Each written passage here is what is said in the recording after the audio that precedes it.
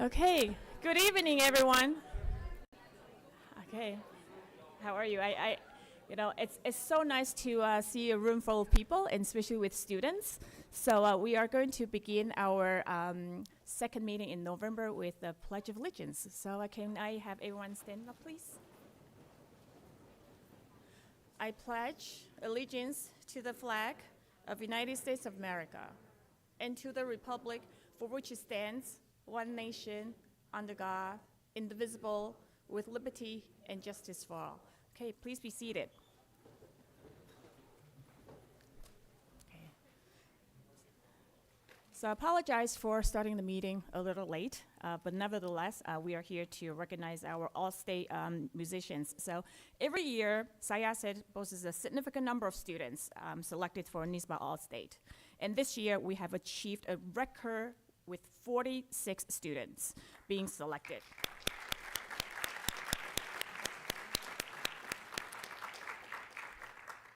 And let's welcome our coordinator of Fine and Performing Arts, Dr. Hale, to make the introduction and present the certificates to these exceptionally talented musicians. Thank you.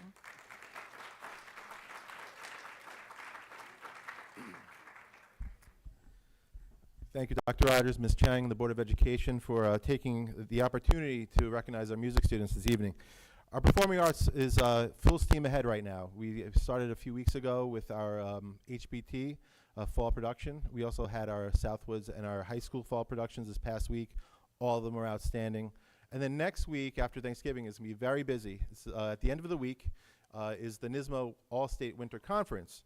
So last year, we had two groups that were accepted to perform as exemplar groups for all of the music educators in the state, and that's our high school wind ensemble and chamber orchestra. So they're going to be going up to perform for a packed house, and it's going to be a wonderful experience for them. And in addition, that weekend, like as Ms. Chang said, we have 46 students overall recognized as All-State students. 18 of them will be traveling to Rochester. And I'm proud to share with you that that is more than any other school on Long Island and any other school in New York State going to the All-State Winter Conference. So it has been a wonderful year. So we have many of our students here with us today. I believe all of you have received your certificates. And if you don't mind, when I read your name, if you could come on up and just line up on stage, we'll get a nice photo with the whole group, okay? So starting with Aaron Liu, clarinet. What's that?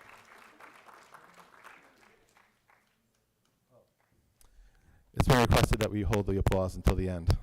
Sorry. Andre Huang, violin. Avery Aronson, French horn. Ayan Kaznachi, bassoon. Ben Floman, double bass. Benjamin Hasselbring, jazz tenor trombone. Blessin Wren, chorus. Boaz Gluck, Barry sax. Braden Moran, for the first time in many, many years, for composition, we have a student. Brian Kim, violin. Cadence Chen, viola. Chase Aronson, trumpet. Cody Chang, cello. Daniel G, cello. Elizabeth Shire, jazz Barry sax. Emily Tang, alto sax. Emma Hong, violin. Grace Duguid, trombone. Hagen Liu, violin. Haley G, chorus. Helena Zhang, cello. Jesse Namkung, tenor sax. Jessica Lubell, percussion. Joanna Trasinovich, chorus. Julia Ree, viola. Justin Greenberg, cello. Kate Lynn, viola.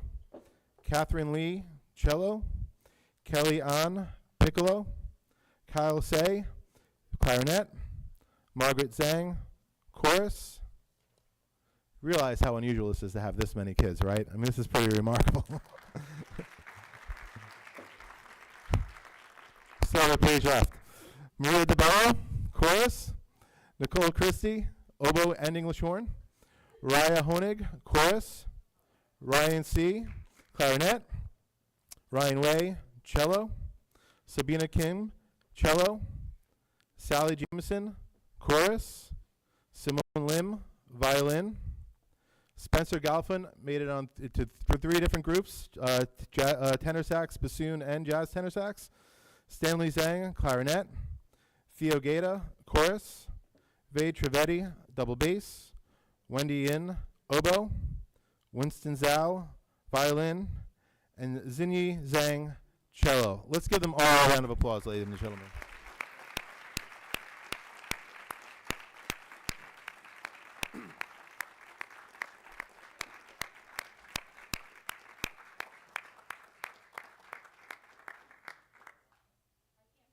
Can you fit? I can say, can you fit that? No, I'll do it the whole way. Yeah, are you sure? Okay. Yeah. All right. All right, another round of applause for Lydia.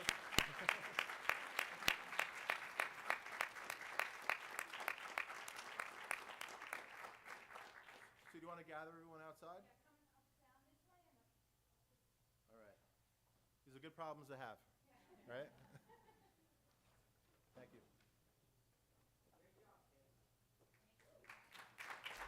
All right, thank you so much.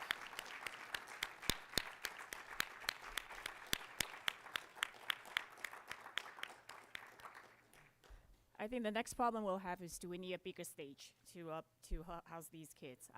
So if parents, if you want to make a graceful exit, now is your chance. But you're more than welcome to stay for to remain for the rest of the meeting. Thank you.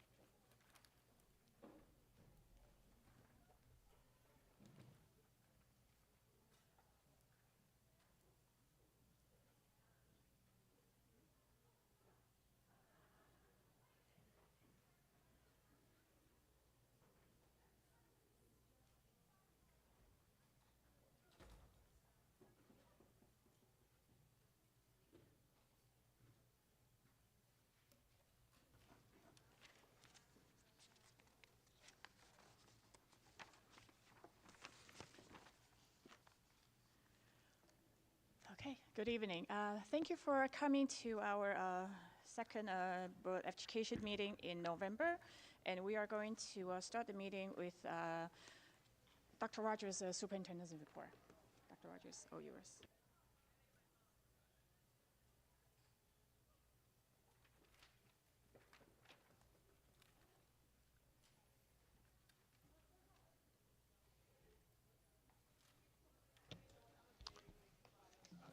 Thank you.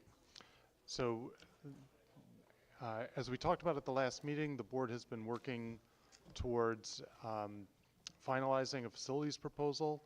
I think we got extremely close at the last meeting. I'm hoping that tonight I'll be able to present you with what I think represents the culmination of all of your choices and decisions.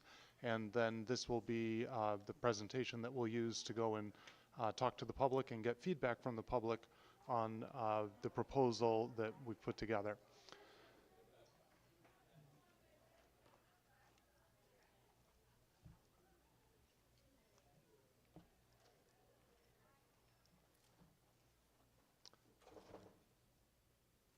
So what's changed since the last time we've talked about this? We're continuing to look through the AVI projects to see if there are places where we can economize and save some money and change the scope a little bit. We did find some additional savings there, so that's good. We added new bathrooms. We'd started doing code review of the new gym space and realized that we would have to add bathrooms in order for it to meet code. So that cost estimate went up. And we balanced that cost estimate going up by identifying a different location on the campus to construct the high school library. Moving the library to a new facility will free up the space that was previously classrooms for classrooms. So by constructing outside of the courtyard, it will be substantially less expensive to do that construction, and that will create some savings. So Just an overview of all the items in the project. We have the items that are related to the annual visual inspection. So these are the health and safety items, the systems in the buildings that are in trouble, not in trouble, but are coming to the end of their life and need to be replaced before they fail. ADA, Americans with Disabilities Act, and code compliance items that are necessary for the district. The next large group of projects are portable replacements. So the district has a lot of what were supposed to be temporary structures. Typically, these portables are supposed to last about 20 years. That's their useful life. Ours are all over 40 years old, and so I think that's a compliment to the district's maintenance staff for the great work that they do to keep them in good shape. But these are not going to serve us indefinitely either, and also should be replaced before they fail. There are some safety and efficiency projects in here, the HPT vestibule and the high school bus loop, which I'll talk about a little bit more in a second, and some programs enhancements for HPT to make the track comparable so that students who are part of the running program there have a similar experience to Southwoods, and playgrounds for each of the campuses that are not getting replacements to the portables. We're still obviously tracking enrollment growth, and the next two buildings that are going to experience enrollment growth will be this building, Southwoods, and the plan here is to relocate the business offices and use what had been classrooms to be classrooms again. And at the high school, as I mentioned earlier, relocate the library, repurpose that space as classrooms, construct additional gym space, which also serves as classrooms, and to consolidate some spaces that are scattered throughout the building into a single space that will better serve children. And then, as you decided at the last meeting, you would present the public with the option of an additional proposition that would air condition gyms at the elementary and middle schools. I don't expect anyone to read this, but I recognize that these presentations are all posted online, so we fill them with data so that people who want to go and look at them a little bit more closely will have that opportunity. And just the items that are in the AVI work, locker rooms, pool dehumidification system, the ADA compliance, and electrical distribution upgrades. With the portables, just a little bit more detail here. We think that it'll probably take 18 months to replace most of them, so it's a long lead to get this work done. We've talked a lot at the board about the choice between using modular construction or traditional construction. Both have the same ultimate product, but modular construction, where a lot of the pieces are constructed off-site and then trucked into position and erected essentially in place, saves about a year's worth of time because the site work and the construction can occur simultaneously. So at Whitman, we would go +1 classroom. At Berry Hill, we would do the same number of classrooms. Also Bayless and Village, the same number of classrooms that are existing classrooms there. And we recognize that Whitman and Berry Hill are both campuses that currently are tight. And so the plan would be to not do the demolition of the existing portables until we pass through the peak and are down the other side, and then the classroom space won't be at such a premium. So again, just putting the data in the charts, those two buildings I just spoke about, Berry Hill and Walt Whitman, our enrollment projections are for them to peak and then come back down a little bit. The middle schools, HPT has already peaked, but Southwoods has not yet. And then the high school's peak will come in the next 5 or 6 years. So in the elementary, obviously the portable classrooms will help. And as I mentioned, we'll delay demolition of the existing portables. At the middle school, we'll convert the office space. And at the high school, we're creating new spaces and freeing up space. We're proposing an additional gym. Several meetings ago, I went through comparisons between us and similar districts, and we are very tight in terms of gym space. It distorts our phys ed program during the day, and it means that there's a lot less facilities available for sports teams and for community use at the end of the day. So building an additional facility will also create some additional bathrooms that are right across from the barn. That will help support the turf field facility so that there's place for spectators to go, and the facility would house more spectators. Right now we've seen that we've had to either turn people away or have extremely full gym when there are popular games to attend, and this would make it possible for more people to attend and be more comfortable. And the design of the building allows it to be isolated from the regular high school building, which makes it easier to do community use because we don't have to have so much staff in the main building, because right now, if you're in the gym, you have access to the entire building. This would be a way to have a gym space for community use that didn't give you access to the entire building. So again, just schematics here so that they're available for folks who want to see what this would look like and how it would lay out.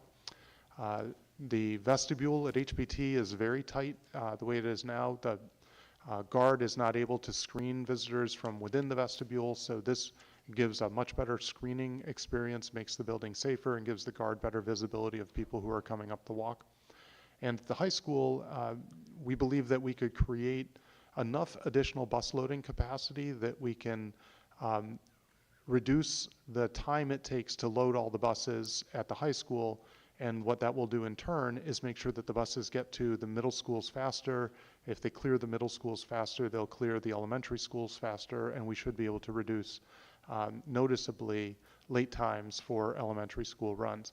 It'll also split the traffic that's exiting onto Southwoods Road so that it's using 2 exits and not just 1, and that should create some efficiencies as well. As I mentioned earlier, I wrote asphalt track here. It should say rubberized track. It'll be similar to the track that's here at the high school. That's a typo on my part. A little picture of what would be typical for the elementary playgrounds. Again, the detail is the project list here, and at the last meeting, the board proposed moving ahead with using $4 million from the capital reserves to defray some of the costs of construction, so that's reflected in the bottom line number here. And as I mentioned earlier, an additional proposition for elementary and middle school gym air conditioning. The middle school gyms are much larger than the elementary school gyms, so they're more costly to air condition. So this is just a little detail there. So the next steps with the facilities plan, if the board agrees that this is our draft plan, we'll make the draft plan available to the public. We'll start holding public information sessions, and we'll gather feedback from the public on the plan, and then I'll share that feedback with you. You'll be able to review the public comment, make any revisions to the plan based on the public comment, and then we'll adopt a final plan that will be put before the public for a vote. The earlier we can schedule that vote, the more likely we are to be able to take advantage of the summer construction season in 2025. Would prefer not to have to wait until 2026 because the enrollment growth that we're facing is immediate, and it takes almost a year to get a project approved by the state ed department. So that ends up adding another year of cost inflation to the projects. So the sooner we can move them, the sooner we can avoid additional pricing escalation.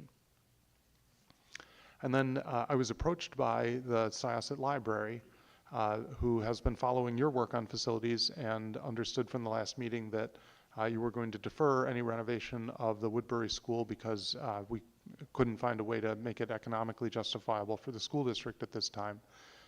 They suggested that it would be very interesting to them to have a satellite location that's a little bit further north in Syosset and would serve a different part of the community better. They envision this being used as a place where tutors could meet with students, where there would be a large community meeting room that would be an advantage to anybody who needed space for meetings. We could certainly use that as adult education space or staff professional development.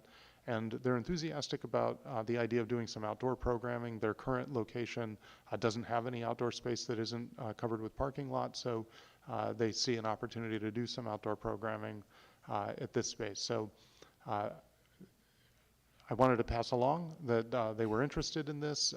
They understand that they would bear renovation costs and that we would jointly seek some grant funds to defray the cost of whatever renovations. And so I look to you for guidance in terms of how you'd like me to proceed with the library.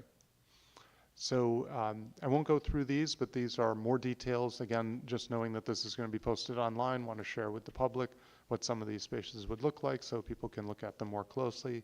These are the portable replacements, Village and Bayless, Walt Whitman, and Berry Hill. Berry Hill being the most complicated of the projects because the site is so tight in terms of the width of the site and being able to build.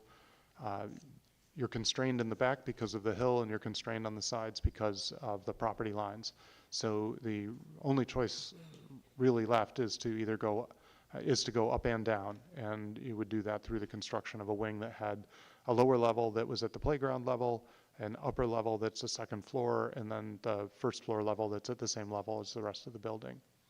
And that would certainly be the most complicated of the 4 projects. That's the vestibule elevation at HBT, and it's sort of a miniature version of the vestibule at the high school. And the transaction window would work in the same way there. So I'm going to shift gears now kind of dramatically from the facilities project and talk a little bit about the anti-Semitism fighting initiatives that we have underway and have been working on for the last 2 weeks. So I want to make a couple things clear. The first is we're absolutely hearing the concern and the fear that is being expressed by the public, and we are absolutely allies in fighting anti-Semitism and keeping schools safe. So we have not been idle for the last 2 weeks, but we have been working, the leadership team has been working literally every day to try and put together programs that are thoughtful, that will educate all of our kids, will make our schools safe places for everyone to be, will keep this community the wonderful, diverse, welcoming community that I know it to be, and will help us move through what is clearly a very challenging moment. So as I said at the board meeting last month, context matters, and we're certainly aware of the context now, and we want to do more to build on the inclusivity work the district already does.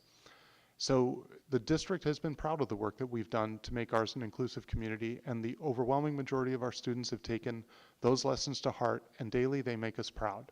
Without trivializing any one of them, they truly are our bright spots.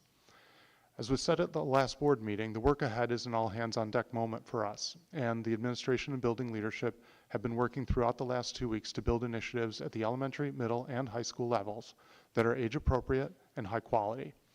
We've been fortunate to be able to expand existing partnerships and relationships with the Nassau County Holocaust Memorial and Tolerance Center and with Facing History and ourselves.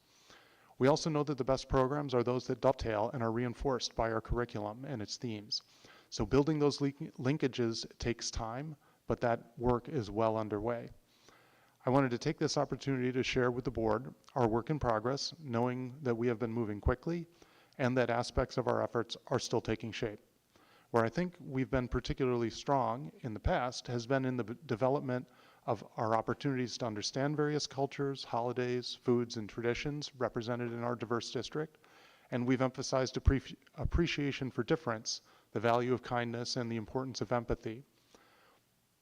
Our more explicit lessons on the opposite of those themes, the themes of intolerance and hate, are tied largely to the 8th and 10th grade curriculum. And students in those grades have extensive lessons, field trip experiences, and assemblies that are tied to the Holocaust and the circumstances leading up to it. But we know that children of all ages are being exposed at earlier ages to things we wish didn't exist at all, and we have an obligation to work in an age-appropriate way to teach about conflict and intolerance.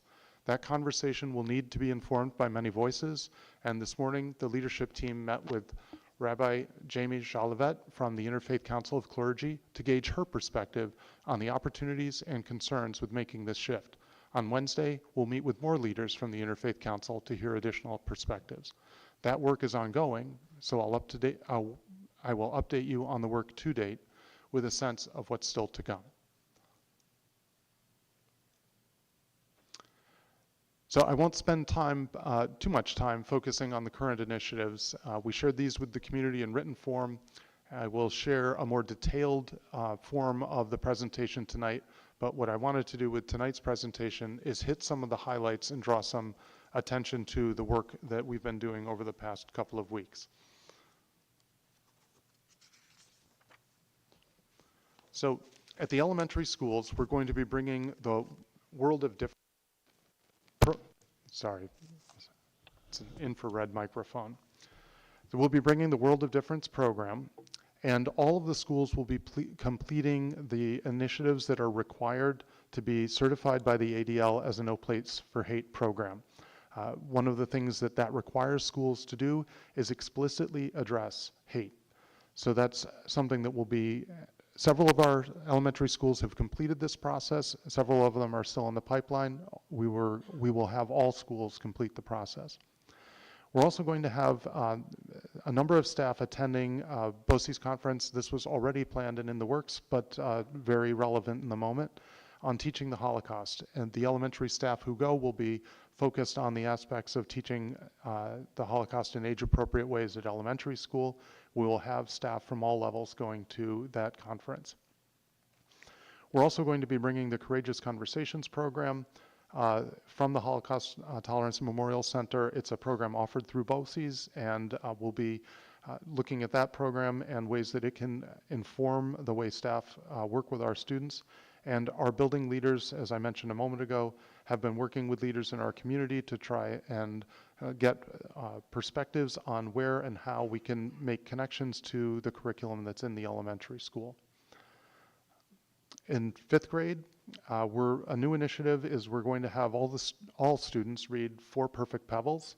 And we're fortunate in that the author, Marianne Blumenthal Lazan, is a Long Islander, and a number of our staff in other who have come to us from other school districts have experienced the opportunity of having an assembly with her. She is a Holocaust survivor and an amazing speaker, and the story is a wonderful story. So we are working on that. We have a couple of dates from her already, and we're just trying to finalize those dates, and we'll make more announcements about what that program will look like.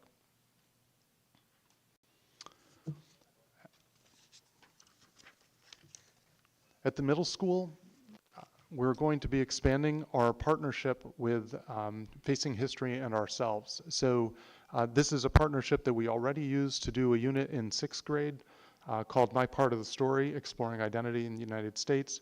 By expanding our partnership, we will have access to and take advantage of a lot of the professional development that Facing History and ourselves has, and we will begin working with staff with particular attention to our social studies and English teachers.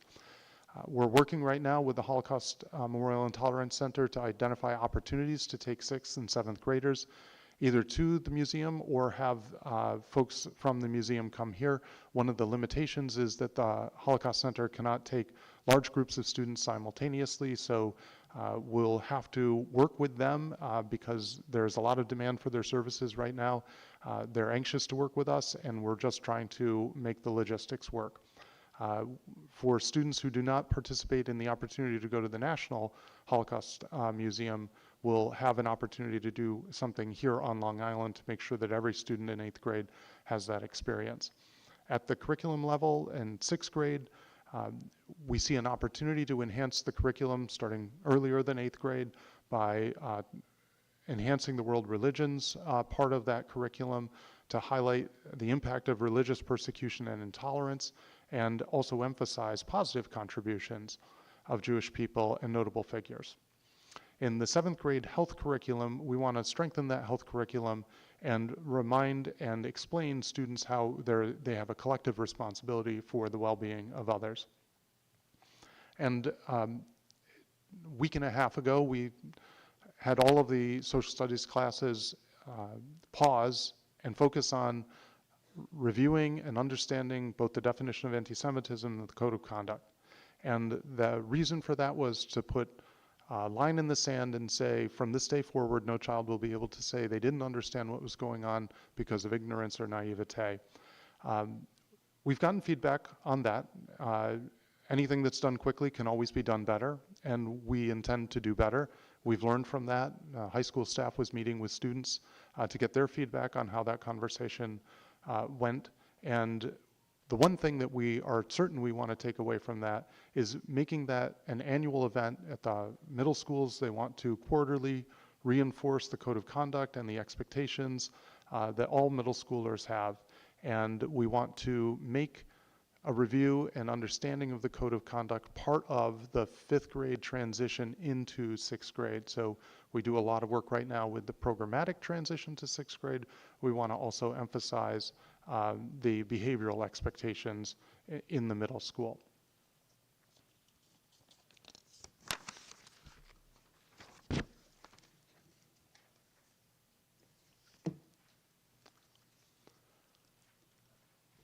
At the high school, the partnership that we have with Facing History and ourselves is currently a middle school partnership. We're going to expand that partnership to be a 6-12 partnership and start the Schools Where We Belong program.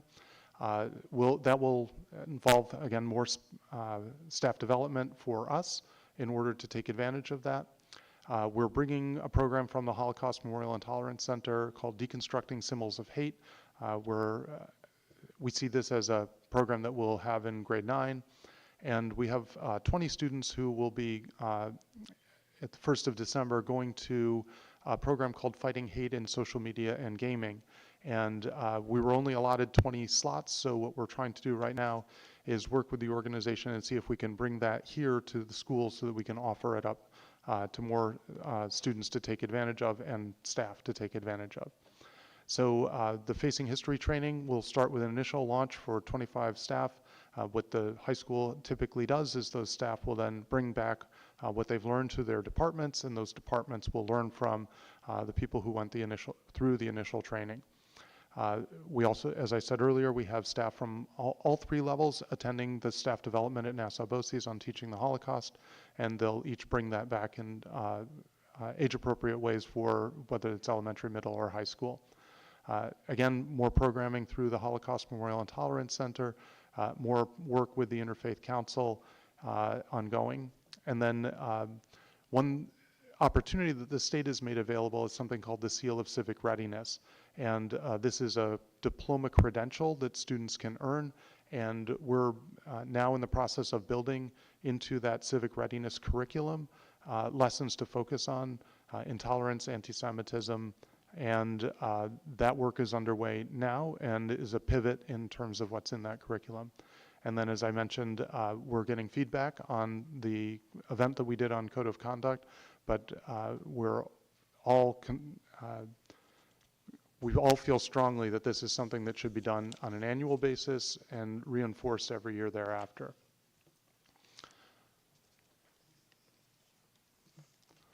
At the district level, I think the Code of Conduct would benefit from either being revised or being excerpted in a way that makes it abundantly clear for anyone who is reading it. So I think there's work to do there.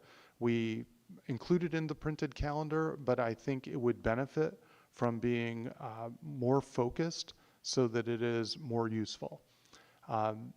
We also want to make sure that when people move to Syosset, they'll get the same training on the code even if they move to school in the middle of the school year, so that everyone in school is experienced in what the code expects from them and what to expect if they violate the code.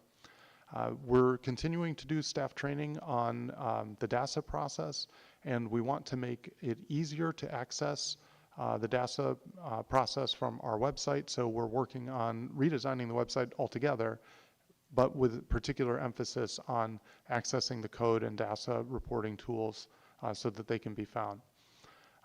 The leadership development team is continuing its work. As I mentioned earlier, we have people from all levels going to the trainings, and we're going to be working with one of the ADL's webinars on the Shine the Light initiative. So as we become trained as administrators, that will be translated out into the buildings. So what I want to share with the board, and certainly with the community, is that our staff has been hard at work exploring opportunities with these partners. We are moving quickly. We see this as a report of work in progress. I'm looking forward to coming back to the board in short order and telling you that we have finalized a lot of these things, that we've associated dates with the programs that we'll be doing, and that we can give you a sense of how quickly we're going to be able to serve what is for us a large population with some of the limited resources that our partners have. But we're determined to keep working on this because we think it's important, we think it's timely, we think it's necessary. All right, thank you, thank you so much, Dr. Rogers, for this very comprehensive list of programs that we have in our district. And again, as you mentioned, that this is work in progress, and then we would ask the community to have the patience with the board and administration as we work together to get these all these different initiatives going. Okay, and so the board will be doing the discussion items later regarding the facilities and anti-bias task force, and also all the different initiatives at school. And so I would kindly ask the board to hold of their questions until then. But if other than those two, if any board members have anything to say for Dr. Rogers or want to say something, please feel free. Anyone? No? Oh. Oh. Ms. Abramson?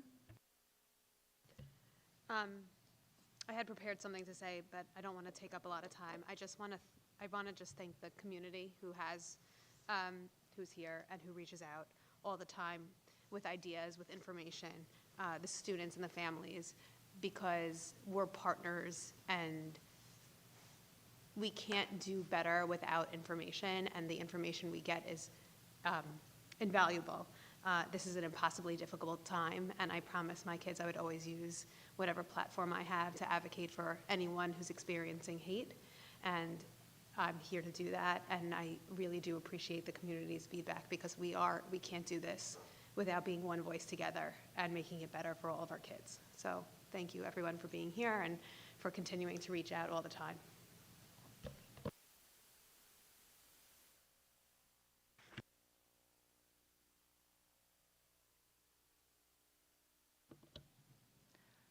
I concur. And I'm not good with language. I have two excuses. One is English, not my first language. And second is, I think I was dropped on my left head. I'm not good with languages. So I hope you will forgive me if I don't say the right way. Holocaust, I'm sure all of us know that it's literally the representation of what hate is and what hate can do. It's something that we need to reflect and repent as a whole humanity. I think it should sicken everyone who has a heart, and it should awaken the sense of what evil is with anybody with a brain. It's actually shocking to me that we need to discuss this. And we are using Holocaust as an example to condemn all hate. We cannot separate one type of hate with another, and we cannot excuse one type of hate and stop another type of hate. And I expect the anti-bias task force work and the following educational work that we are conducting will be a journey. It's not going to be an event like Dr. Rogers explained. It will continue to improve, and it will become more effective, and we are starting as of today. And we are here, we are in this together. And honestly, I am not worthy to be a teacher to take on this monumental challenge. I am very glad that we have teachers who are smart and courageous to take this task on. And we saw the anger of parents during last board meeting. And I recognize the disappointment as a parent when teachers do not have the perfect knowledge or words to convey to our children or teach our children. We hold our teachers to the highest level, and we expect absolute best from our teachers. But we are on this journey together. We are trying to change the culture. This is not a responsibility of one group. Teachers cannot do it alone, schools cannot do it alone, and certainly families cannot do this alone. We are all doing this together.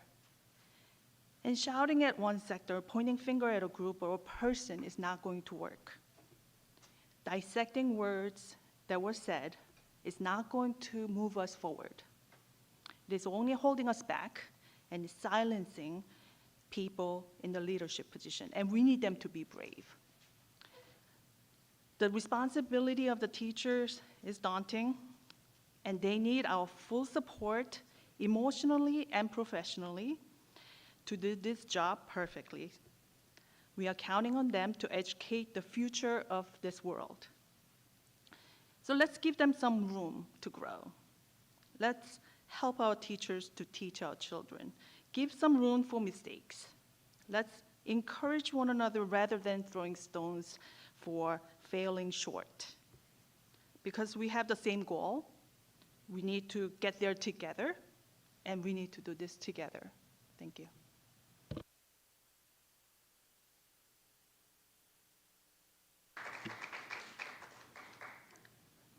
Okay, thank you so much. And beautifully said.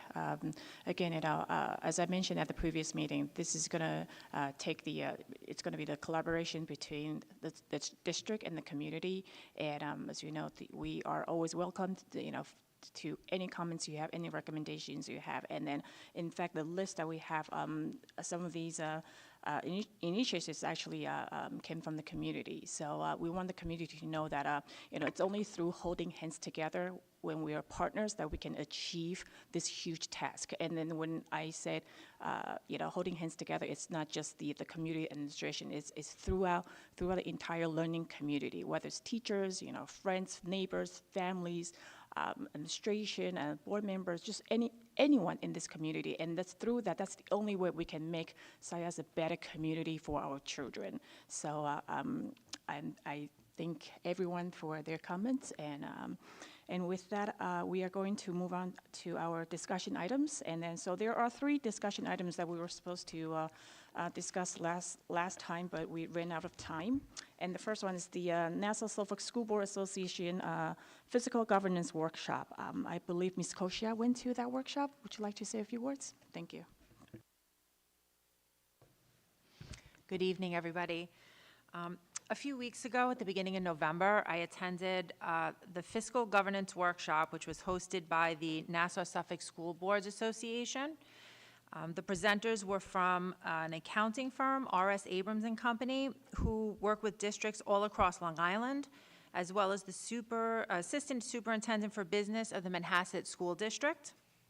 The workshop focused on what a school district should be doing to safeguard their financial health, as well as the roles that we as board members have in this process. It was very informative. They shared step-by-step breakdowns of what we need to do at our level of governance. And if we're not sure of something, to always ask questions. Don't be afraid to do that. I did get a 65-page presentation from that workshop, which I emailed and shared with the rest of my fellow board members. And it's full of great information, and definitely information that's worth reviewing, since we talk about the budget many times throughout the school year. So that was what I attended a few weeks ago. Thank you. Okay. Thank you, Ms. Koshia. Thank you. And the next one is the NYSBA resolutions. So our representative from the board was Mr. Greco, who went to the 8-hour-long meeting. So please let us know. Was it 8? Was 8, right? Okay. I try to forget how long that meeting was, but I do believe it ran from 4 to about 12:05. So I was the delegate for our board at NYSBA's Resolutions Committee meeting. Basically, NYSBA acts as a lobby organization, and you all know this already, but maybe the community doesn't. So often we will be presented with resolutions that NYSBA will use as their charge in lobbying state government. So a great example of that is NYSBA was going to oppose regents. So this committee would then vote on whether or not they want NYSBA to have a resolution saying they're going to oppose regents. That's one of many examples, and the reason that it was an 8-hour meeting is there were 56 resolutions that were discussed, and we only discussed 2 of them, and we decided not to support the 2 resolutions. And then, of course, I follow what the board votes to make those determinations. So there were a couple that came as a surprise. NYSBA, being the organization that does the lobbying, also states whether they want us to support those resolutions or not. So someone could submit, like SIASA could submit a resolution to NYSBA and say, we want you to lobby for X, Y, Z. NYSBA can say, we don't think we should. And then this particular committee that I served on will then decide whether or not NYSBA will lobby for that. So the ones that were most interesting to me, and one of the ones we talked about, is the discussion item we had about whether the resolution related to the mascot, that was voted down 46 to 54. So in other words, NYSBA will not be lobbying to get information and to modify the mascot issue. There was another one that sort of jumped out at me, which is somewhat local for us, is the push to repeal the law, or really to make a law that allows the state to go around local zoning. And that is something that NYSBA is supporting, but Nassau-Suffolk as an organization, the organization that Ms. Koshia went to the presentation for, they were against it. Reason being, getting rid of zoning laws will have a great effect on Long Island more than the rest of the state. So that is something that was a big part of this meeting and lots of back and forth, and that was voted down. So NYSBA is not going to be pushing the state to allow the state to go around municipalities. Really, the two that I mentioned at the meeting, one was related to the mascot, one was related to training for board members. Those were both voted down. And if anyone has any questions, there were 56 of them, and I'd be happy to talk about how the votes went.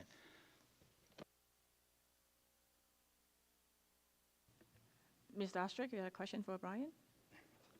So the one about the zoning, how long was that, I mean, out of the 8.5 hours that you spent on a work day at that thing, how long was the zoning debate in terms of the opportunity for the state to come in and overrule local zoning rules to allow to make additional housing units like in the school districts? Is that the idea? Yeah.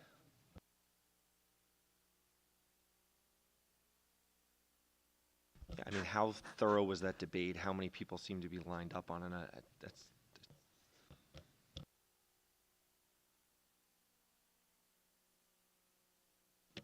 So the resolution itself is that NYSBA will oppose any legislation or budget initiatives that would allow New York State to overrule zoning ordinances, local zoning ordinances. The NYSBA committee did not want that resolution. The Nassau-Suffolk School Boards Association did want that resolution. The debate was essentially Long Island school districts being against it, or for, this is what's confusing about the resolutions, right? The resolution is that NYSBA will lobby to oppose any such legislation. So Nassau-Suffolk was for the resolution. It was probably 30 minutes of the meeting, and understand at these meetings, because there were 56, someone can make a motion to call the vote. So a couple of people get annoyed, they make a motion to call the debate, someone seconds it, now you're voting on whether to finish. And then you also have to worry about, because it's an 8-hour meeting, you have to keep quorum. In fact, as crazy as it sounds, an 8-hour meeting actually didn't finish. After the final resolution, we were moving on to resolutions that were submitted after the deadline. We dropped under the quorum and we had to end the meeting.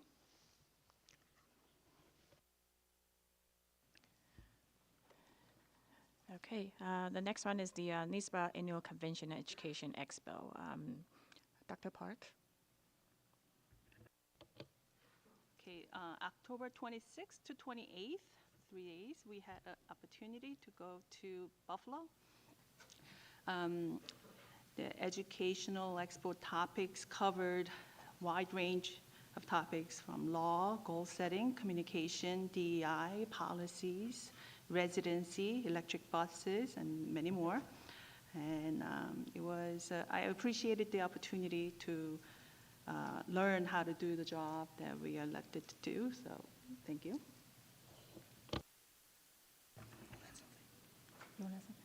Mr. Greco? I joined Shani as well up in Buffalo, and the two takeaways from this NYSBA convention for me, it's very interesting to meet with board members from other school districts, both locally and then throughout the state, and just sort of chat about what they're seeing and what they're talking about. And then the presentations this time I thought were right on point, right? We had a residency presentation, we had school bus presentations, we had facilities presentations, so it was good timing to be there. And the last thing I'll add is the next one's going to be in New York City, so no 7-hour and 10-minute drive. So we're pretty excited about that. Thank you. Okay, thank you both. And then as you can see that attending these events, it's a huge commitment. And just like, when we're doing our job right here, all of us here, sitting up here, the board members were volunteers. And then, but we love the community, we love the kids, we love what we do. And we love attending these different events just to, gain more knowledge to do our job right. So thank you so much for attending. And the next one on the discussion item is the facilities. So Dr. Rogers made the presentation, and we've been talking about the facilities for, I want to say, probably a year or more. So this has been ongoing, and we're to a point that we are to the end. And as Dr. Rogers said in the presentation, at this point, the board, is at the final stage, and then we need to guide the administration on what to do with Woodbury School. The library approach Dr. Rogers just recently, and then we'll talk about how the board wants to do with that Woodbury School, and just to see whether we are willing to to partner with the library to fix up the place, or if anyone else has different ideas, and just voice your concerns. Anyone? Two questions? Okay. Mr. Greco, please. Dr. Rogers, I actually have two questions from your presentation that I thought I'd wait until the facilities discussion. The first is, you mentioned delaying demolition of the portables. Obviously, that is Berry Hill and Whitman's portables, and that's in light of the enrollment bubble. At least for Berry Hill, where the number does seem to be drifting up for the next 3 or 4 years based on projections, is there any fear that keeping those portables in place, that they're not going to be usable at any point during those next, say, 5 years?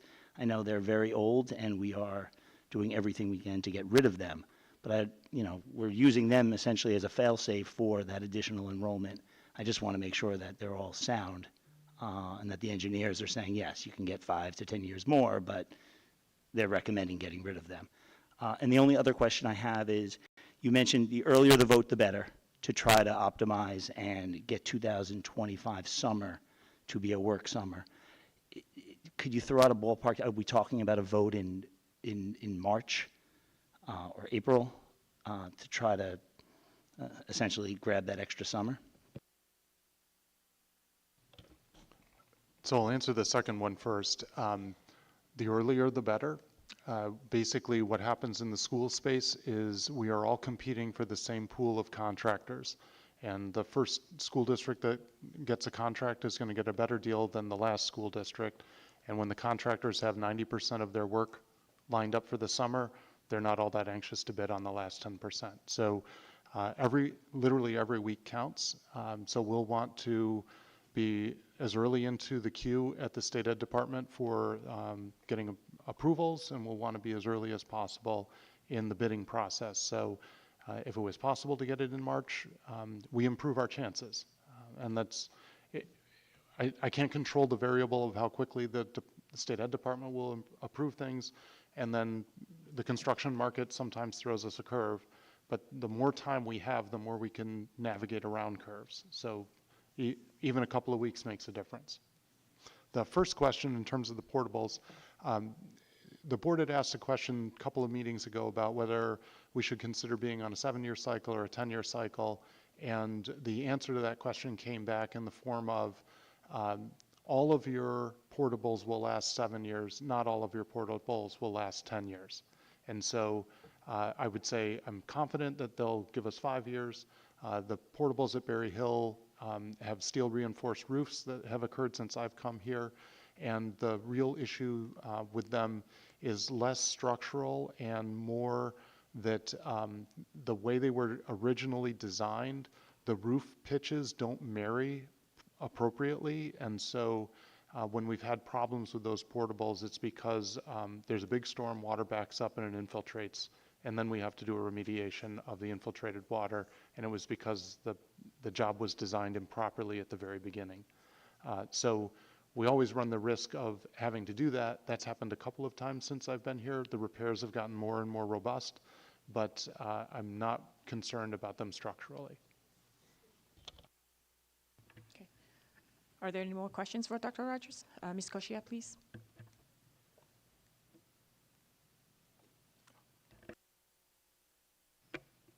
Okay.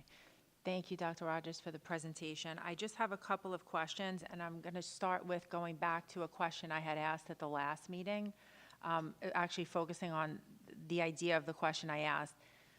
Because we're looking to save the portables temporarily, we are deferring the demolition costs for those portables until the time that we figure we don't need those portables anymore. We will then demolish them. That's the understanding.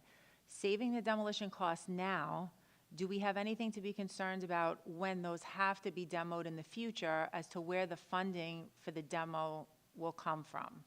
And also, are we saving the portables at all the schools temporarily or just at Berry Hill and Whitman? I don't remember if you said that.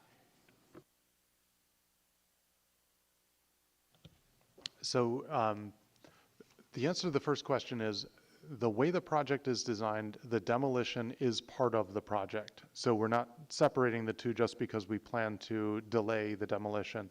From the state ed department's perspective, we can only build as much space as our enrollment projections will justify. So if we propose to build new space and we didn't propose to demolish space, they would say we're overbuilding and they wouldn't give us money for it. They wouldn't give us an approval.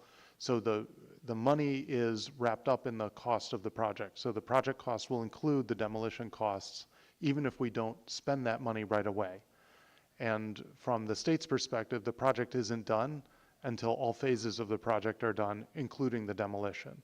So it might delay our reimbursement from the state by a year or two while we wait to do the demo, but the reimbursement will still come. We're just going to stage it. And then Berry Hill and Whitman, for sure, that's how we'll manage the growth there. At Village, the new portables are being built in a different location, so it would be possible to preserve the other portables during the construction. And then once the construction is completed, we could see what the enrollment looks like. But enrollment at Village has been going down and is projected to continue to go down. So I don't anticipate that we'll need to leave those portables online. And the plan is they are currently sited at the end of a parking lot.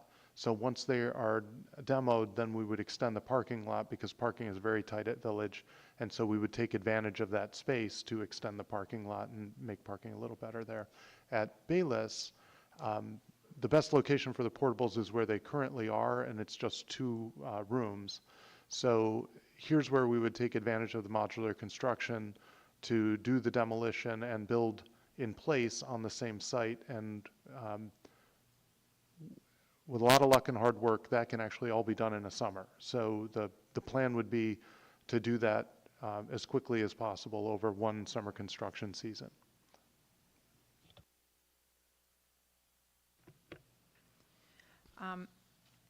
And also, I just wanted to ask, I'm going to go back to Woodbury School for a second. Actually, no, let me ask you one more quick question before Woodbury School. The plans that are being put online for, we've seen it, the community's going to see it, I'm just double checking. Once we get feedback from the community, those plans are basically preliminary, which means if there was something that we wanted to change before putting that forward, to do it for the voting, to put those plans there, the final plans, these still have the ability to be altered or changed in any way, correct? Yeah, the point of getting public feedback is to see if there are things that the board wants to incorporate from that public feedback. When we did the big project in 2016, phase 2, we got feedback from the public on where the turf field was located, and in the end, went back and revised the design to locate the turf field where it currently is. It required us to do some site work But it ended up being a better design, so I think the public's feedback was helpful, and it caused us to take another look at something and figure out another way. Okay, thank you. And just one last thing. So Woodbury School, I know we were told the library approached the district. I think it's great opportunity to keep the building alive, because I don't think any of us up here want to see the building demolished. And I definitely wouldn't want to let the opportunity slip. But I do think that last time when we discussed it, we figured we weren't going to include it because it was a high number to put it into this particular bond set of projects. However, is it possible to hold off giving a final answer to the library until we find out whether or not we are eligible for any type of grants from a preservation society, from any type of local government agencies that might be willing to give us money, that we can see whether or not we can offset many of the costs that we would incur to renovate it? Is it possible to do that as the first means and then look at the library as the second means? Because the first means allows the district to actually utilize it 100%. And I think it would be great for the district to have that space for all of us to use. So that's my opinion on Woodbury School.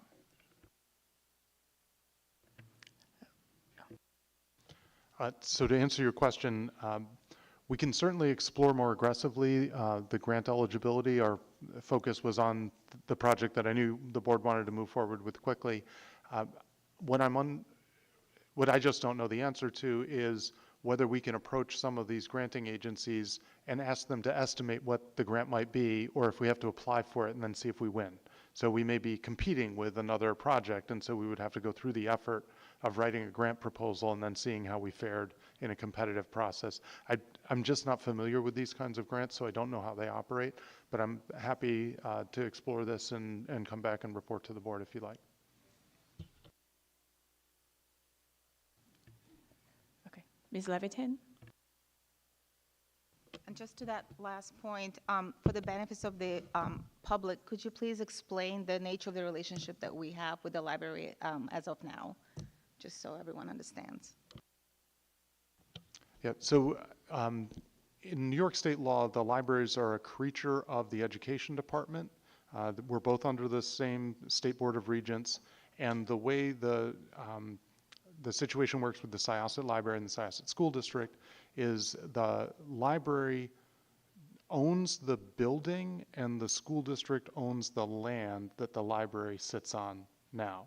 So that's the historical arrangement. It's not uncommon for school districts and library districts where they have the same boundaries to have that kind of an arrangement. So that's the arrangement that we have with the library. So we're already kind of closely entwined with the library. We put their budget vote on our budget vote ballot and work closely together. So they're a natural partner for some things because we already have this fiduciary relationship with them. Ms. Falco? I was just wondering about timeline of projects. Will that be something that we'll put forth to the public, that will say, you know, the summer of 25, these are the projects we're doing, and, you know, the summer of 26, this is what we're going to do, so that way they kind of know, you know, what's up, what's going to be done for them?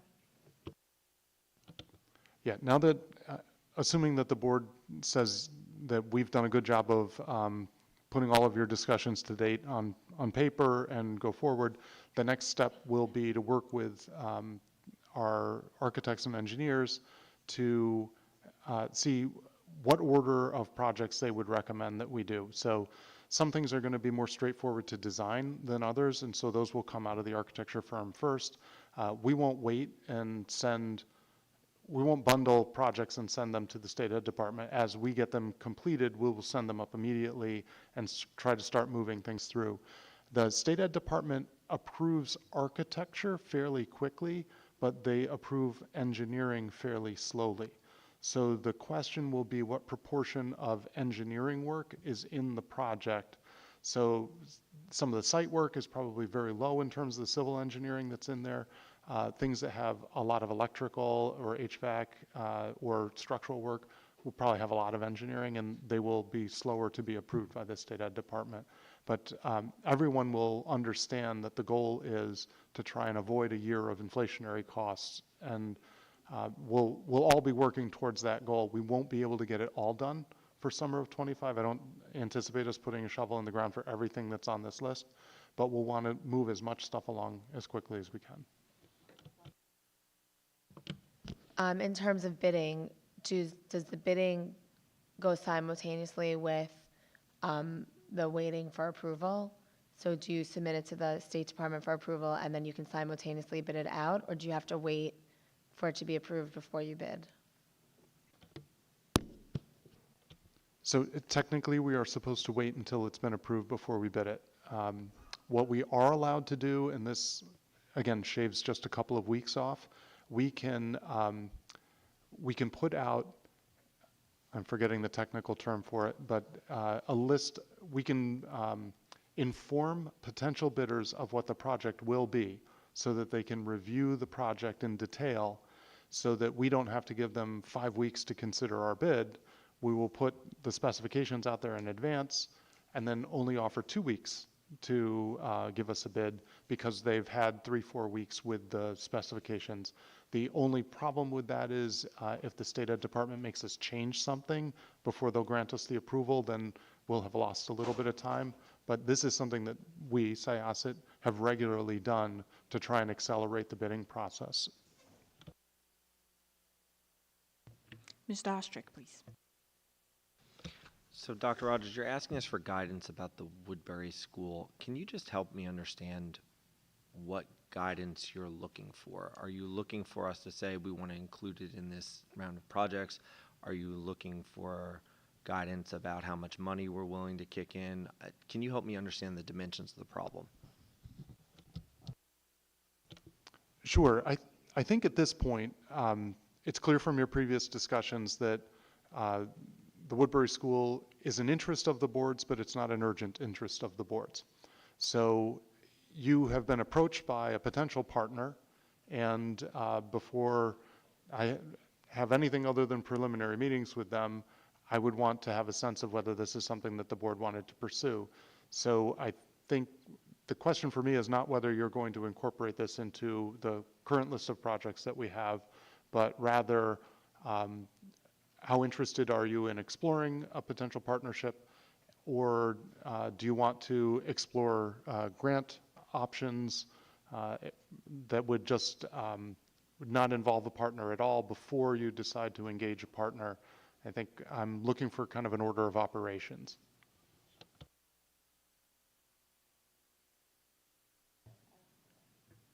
Okay, Ms. Velkoff. Is there a way to structure the deal with the library that the school has priority in use of it if we want to use it? So that way, you know, the way we have priority use of our buildings before we give it out to the community, you know, can we have some kind of priority use in the library in case we want to run some kind of program or we want to make use of the space somehow? Yeah, I think we would probably want to specify all the aspects of the partnership in terms of how much money both of the partners are contributing and then how much use each of the partners gets out of the building. I think all of those things would be in the contours of an understanding of how this was going to work. I think I'm not even to that point yet. I'm more at the, are you even interested in me continuing my conversations with them at this time or not? That's kind of where I'm at. Mr. Greco. So to summarize, I'm interested in you having those conversations with the library, but I'm also very interested in Ms. Koshia's idea of chasing down grants, and if they could be done at the same time, that would be wonderful.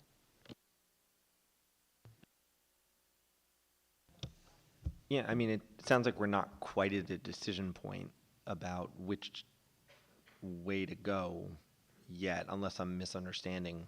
It sounds like we can still chase both ideas. I'm open to both of them, whatever we can do to potentially rehab and save that building at a reasonable expense, I would be in support of, so. Looks like we're all good with that, right? That's great. And then also that, is everyone okay with the draft plan? All good? Are we all good with the draft plan? All right, so this way, Dr. Rogers' administration can go ahead with the next steps. Mr. Ostrick? So I made this point last time, I'm going to make it again.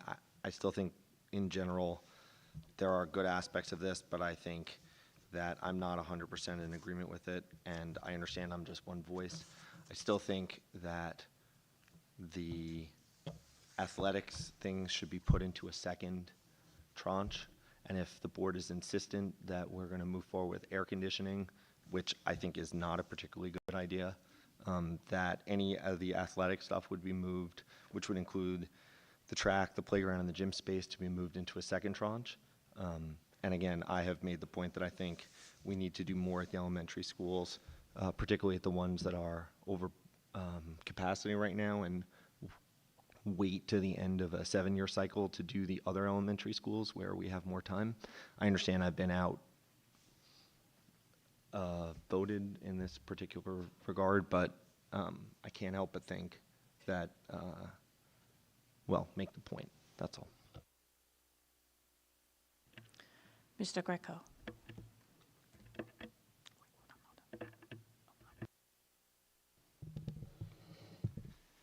So I tend to agree with Mr. Ostrick on a lot of these things, but I guess where that takes me, since I am in support of the current configuration, it was also my understanding that we'll be making this information available for the public, and we'll be holding hearings and information sessions and potentially amending the plan based on what we hear from the community.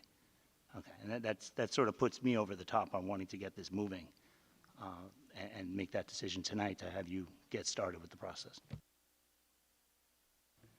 Ms. Falco, please. I just want to clarify something. I was under the understanding that the air conditioning was going to be in a second separated proposition so that the community was going to be able to vote whether or not they wanted to put their additional money towards that. So we were going to have all the construction in one place, and then the air conditioning was going to be separate, so it wasn't, we weren't really actually going to decide. We were going to leave it up to the community to say, you know what, we really do feel air conditioning is a good use of our money, and we're voting for it, or no, this is a very expensive project, and we don't want to do this now. Yes, that's right. So the first proposition would be the final number at the bottom, 95.9 million. The second proposition would be an additional 10 million for elementary and middle school gyms. Right. And my point was, is I wanted to move the track, the playground, and the gym space to that second proposition and out of the first. Okay, anyone else? So we're good? Okay, all right, thank you. And then moving on to the next discussion item, which is the anti-bias task force. So at the previous meeting, we started talking about the anti-bias task force, and then we had asked Dr. Rogers to provide some guidance in terms of the task force charge. And everyone's got that the copy of the task force charge, and just want to know if anyone has any questions or want to modify the charge or discuss any of the charges.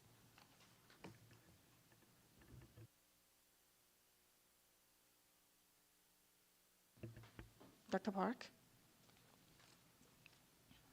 Oh, sorry. I have a question first about the Anti-Defamation League and the No Place for Hate designation curriculum project. Who are involved in making the projects to submit? I'm wondering if all the students are involved. I'm asking this question because I think most of our students are aware of what they should do and should not do, and what's acceptable and what's not acceptable. But as we have seen, it only takes a few people to break down the community. And whether it is unleashing what was hidden or tipping the balance, one person is all it takes to break that harmony. And we need to target 100% of our students. And this is not just for this area, but also in mental health. I believe we have to get 100% of our students. It takes one child or one person who's not right to come in and destroy the whole community, as we've seen in the news in other places. So if these curriculum projects are done with students, how many of our students are actively participating and understand what they're doing? So I'm going to ask Dr. Curry, who works closely with the building principals on this initiative, to talk about No Place for Hate. And then when she's done, I'm going to ask Ms. Goldthwait to talk a little bit about the additional work that our mental health team has done. And thank you to the board for providing us with more resources and more people for the team. They're doing a new training around risk and threat assessment. And I'll ask her to describe for the board what that entails. So Dr. Curry. Thank you. So working closely with the No Place for Hate organization, it is at minimum a year-long process that all of the 7 schools go through. Some of our schools have accomplished the task and others are still in the process. And it's a series of programs, a series of projects, a series of conversations. Typically, the students that are on the forefront of that work are part of our student government, as they are our student elected leaders. And they then work with breakout groups of the smaller subsets of the population.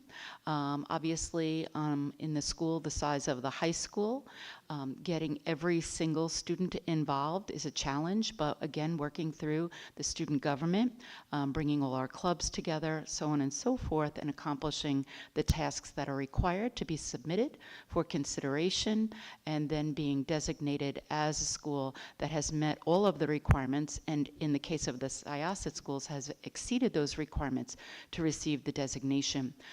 This past year, one of the points of pride that we also received was not only was one of our elementary schools designated a school for No Place for Hate, but they were also commended for the exemplar project they worked on, specifically dealing with school buses and student behavior and proper behavior on the school buses as well. So it is an ongoing process. The goal is to involve as many students as possible. There are charters involved, there are contracts involved, there are documents to be signed, typically large group assemblies as well, where it becomes an initiative embraced by the entire school. And once we are designated No Place for Hate schools, that is something that is renewable. I believe it's a 5-year process. I could be wrong on that, so I apologize, but I know that after a period of time, the schools do renew their commitment. So it's not simply once. We make an ongoing effort to abide by and to embrace and to live by the words that we are a no place for hate. Ms. Goldthwait. So our social workers are working extensively this year in conjunction with our mental health teams, which include our psychologists as well, and guidance up at the secondary level, working off of a thematic calendar where we can have themes that we're discussing in the sense of social awareness, interpersonal relationships, decision-making, problem-solving, self-awareness, and components of curriculum like within our Harmony and Obeus programs that are embedded within that. We also have trained professionals when any student is showing us a concern in any capacity. Our mental health staff is using a unified risk assessment tool. That risk assessment tool is identifying it's really about health and safety at that point in time, and does a child pose a credible threat to themselves or others. We also started exploring as a district in kind of coordination with other local districts around us about threat assessments, which is different than a risk assessment. A risk assessment is really about the health and safety of an individual. A threat assessment is really more about a student's potential to cause violence. So that's a work that we are starting and continuing through at this point in time, and that's the difference between the two types of assessments we currently have here in the district.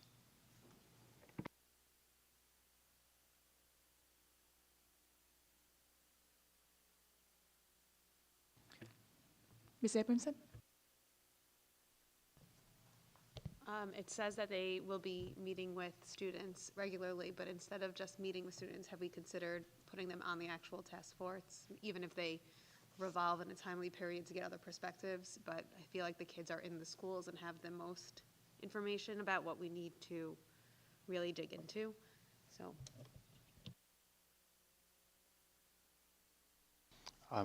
I think students would be an essential part of the task force. You certainly have students who are, by their nature, elected by their peers to be representatives for their peers, and I think their campaign and their election means that they have a voice and they speak for others. And I think you'd also want to include students that maybe have made this a focus of their own personal work. They have done something that has demonstrated that this is something they feel strongly and passionately about, and they would probably have a lot to contribute. And I think you'd want to at least provide an opportunity, maybe not to be on the task force, but to be, for all students to be able to share their perspectives with the task force. So we'd want to think about ways that we can get that student perspective and their authentic voice so that the task force can consider it. Ms. Falkov? In addition to the students, which I think is a really important part of the task force, is there's a lot of community members who don't hold, a position or have a title that have a lot of input and ideas on what we can do, should be doing. And I think that it's really important that we provide an avenue for them to be heard so that they feel that their opinions can be heard and thought of. I don't know, one idea that I was thinking of was maybe to have a point person that could be somebody that the community could reach out to if they have an idea or a suggestion or something that they want discussed. I think that there's so much going on and there's so many people who feel so strongly about it that everybody in the community should have an opportunity to feel heard and to be included in some way. That's actually a great question. And, with this anti-bias task force, we are hoping to include as many people as possible in terms of giving suggestions. So that's why we're thinking of holding hearings for the community to participate. So, similar to community forums where community members can attend. And then I was also even thinking of having an email address, anti-bias task force at email sisschools.org, something like that. This way, community members can always submit their concerns, their questions, recommendations. And that hearing is not going to be just once.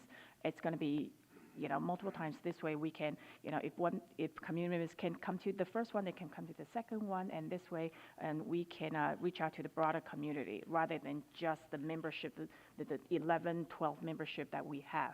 And, at that hearing, it's not just the community members. We welcome all the students and staff and then the board members as well to attend these hearings. This way, the goal is to reach the broader community, and that, in my opinion, that would be the best way to, reach the broader community. And of course, this is just my opinion, and anyone can just, make recommendations or suggestions.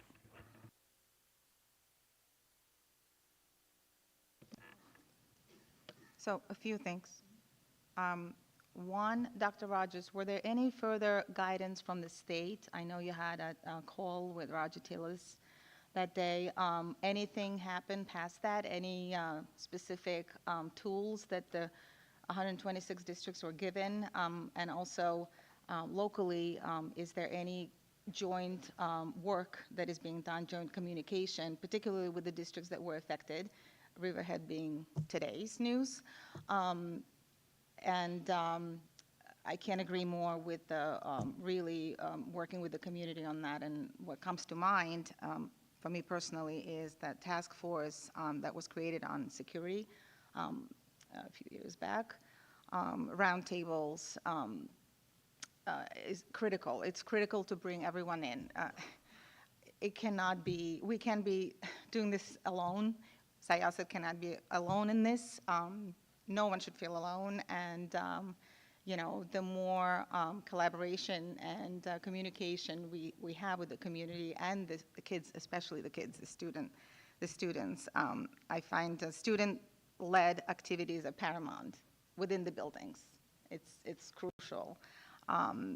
And of course, through work with the community, we really, truly need to, the more difficult task is really reaching every family, not just the ones in attendance, but mostly those who are not in the room, who don't necessarily come to assemblies and roundtables, the discussions. And then the next question would be, I know it's so many questions, I'm just, there's a lot to think about, but we got to get this right. So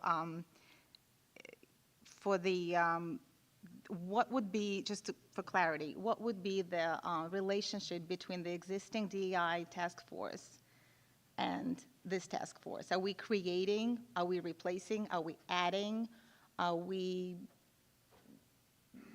addressing an issue at hand, which is anti-Semitism, which is right in front of us right now, in a crisis mode, or are we adding that as an ongoing, part of the ongoing effort to the existing DEI task force? I would like to clarify that for myself and for the public. So I'll answer your questions in the order you asked them. I attended the press conference that Roger Tillis held at the Tillis Center a couple of weeks ago. He's calling for school districts and universities to do more in terms of handling anti-Semitism plans of action. That has not translated into any new requirements or regulations from the state at this point. This is, I think, Regent Tillis using the opportunity of the bully pulpit to try and win others to his cause. So I was there to support his efforts, and obviously there's some media there designed as a media event. So, but it has not resulted in anything formal. We are required by regulation to do Holocaust education, and we do. We exceed the regulations requirements. I think we're exemplary in what we do. But in terms of what Regent Tillis was calling for, it hasn't translated into anything different at this point. And in terms of how the task force does its work, we're open to anything that gets good ideas. I think in my own mind, and this is whatever the board wants it to be, of course, the difference between the existing D&I task force and the anti-bias task force is the D&I task force was focused on ways of making the environment more inclusive. What are we doing with our curriculum to try and reflect the diversity of our community in that curriculum? How are we understanding the student experience? How are we communicating to the community? And how are we taking feedback from the community? So I think those were the 5 subgroups that we're meeting. All of that work is sort of never ending. And what I imagined you would do with this particular task force is have a discrete start and end where the task force is charged with giving you some recommendations to consider. And those recommendations would, I hope, help the school district have less bias. That you're looking for this group to give you recommendations. That's what I'm imagining the work of the task force is. So the district's D&I task force, the board started talking about a year ago about wanting to refine what the role and the responsibilities of that D&I task force was. You're still working on that. We're ready to go as you start to sharpen your focus as a board on what you want us to accomplish with that. This, I think, is a much narrower charge in terms of focusing on anti-bias. That's what I hear you at least talking about right now. And so I would think that you'd want to have quickly some recommendations from this group that you could consider as a board. Mr. Greco. I think Anna makes a really good point. I think it's a must that the task force solicits ideas and hears concerns from the community. And if it has to be done in some form of a town hall, or I think you called it a round table, like whatever it needs to be done, whatever forum it needs to be done, I think that's an absolute no-brainer. And whatever resources are needed to do that, I can't imagine anyone up here is not going to fully support that. Just one more thing. Okay. Yeah, and then, I hear from the board that we wanted to reach to the broader community, we want everyone's participation, whether it's from parents or students or staff members or, just the entire community. And that's why, having this roundtable or hearings, the community forum, that's a great way to do that. And I also want to make the point that in terms of membership, when we have a large group meaning the membership of the task force, not the hearing. When we have a larger membership, it makes it difficult to move the work going forward. And I'm just speaking for myself that the membership is going to be defined, limit to 10 to 12. And actually, there's some reading today, in terms of different towns having the anti-bias task force. And the memberships are usually between 5 to 20. And then, by having the community forum or roundtables, what you call it, and to include the broader community and to allow the community to make recommendations, to share their concerns, and this way together, in my opinion, that will be the most effective way to run this anti-bias task force. Okay, Mr. Ostrick. So, I just want to make sure I understand what the problem that the anti-bias task force is being charged to solve. Is the problem that we're trying to solve anti-Semitism? Is the problem that we're trying to solve religious hate? Is the problem that we're trying to solve bias or discrimination or hatred toward any particular classified group, protected class? I just want to make sure I understand, because the recommendations about how to structure it, who should be on it, what the charges should be, vary widely depending on it. I have my own personal opinion that the task force, the thing that's in front of us that we have information about, data, whether it's anecdotal or true, is that we're having religious hate in the schools right now. So there may be other bias that the DEI committee is working on addressing, but the critical thing that we need to be getting quick, responsive recommendations about are related to religious hate. I don't know what the distribution of that religious hate looks like. I can see the anti-Semitism every day. I don't know what our official statistics show, because I don't have any of that data to show what's happened in the school. But what I can see in front of me is that we have religious hate problem, and that's what we need recommendations about, both short-term, intermediate term, and long-term. So I just want to make sure that I understand what the problem we're trying to solve is, and that we come to that conclusion, because and defining it properly, because all the recommendations that follow should come from defining the problem well.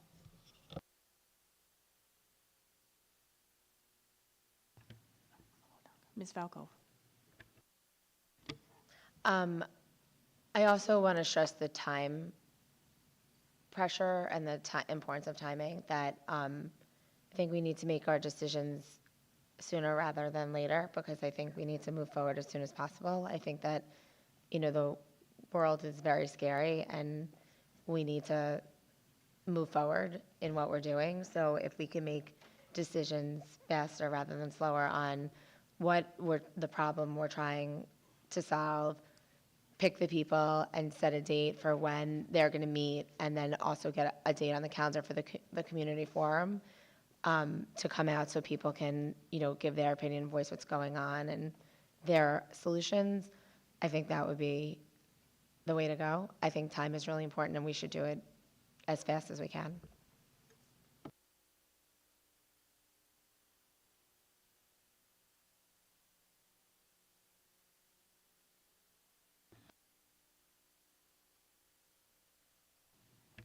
I agree that, we need to move this forward as soon as possible, because we are dealing with a lot of these issues right now.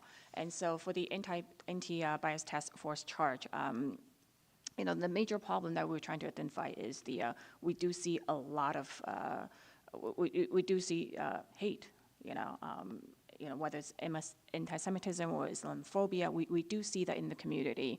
And we are hoping by forming this task force, we can address that issue, whether it's through education or whether it's through, collaboration with the organizations, with the community, and out of that, we hope to address that issue. So that's going to be the major issue that we are going to address by forming this task force. Okay, and I don't know if anyone else wants to add to the task force. Okay, Dr. Park. I have two requests for the task force. One is, I guess, the goal. We're talking about being aware of hate and eliminating hate and bias. But I want to go deeper, not just somehow correcting the actions, but I want to promote the golden rule, teaching our children to do as you would like to have done to you. So instead of chopping off the negative actions, I would like the task force to dig a little deeper, and of course it will eliminate the actions of hate and bias, but also promote positive actions and encourage the positive actions. And this eliminating the hateful actions will be actually the byproduct of that deeper goal. And second request is I would like the task force to be very specific in formulating actions so that our students and our families can practice in our daily lives.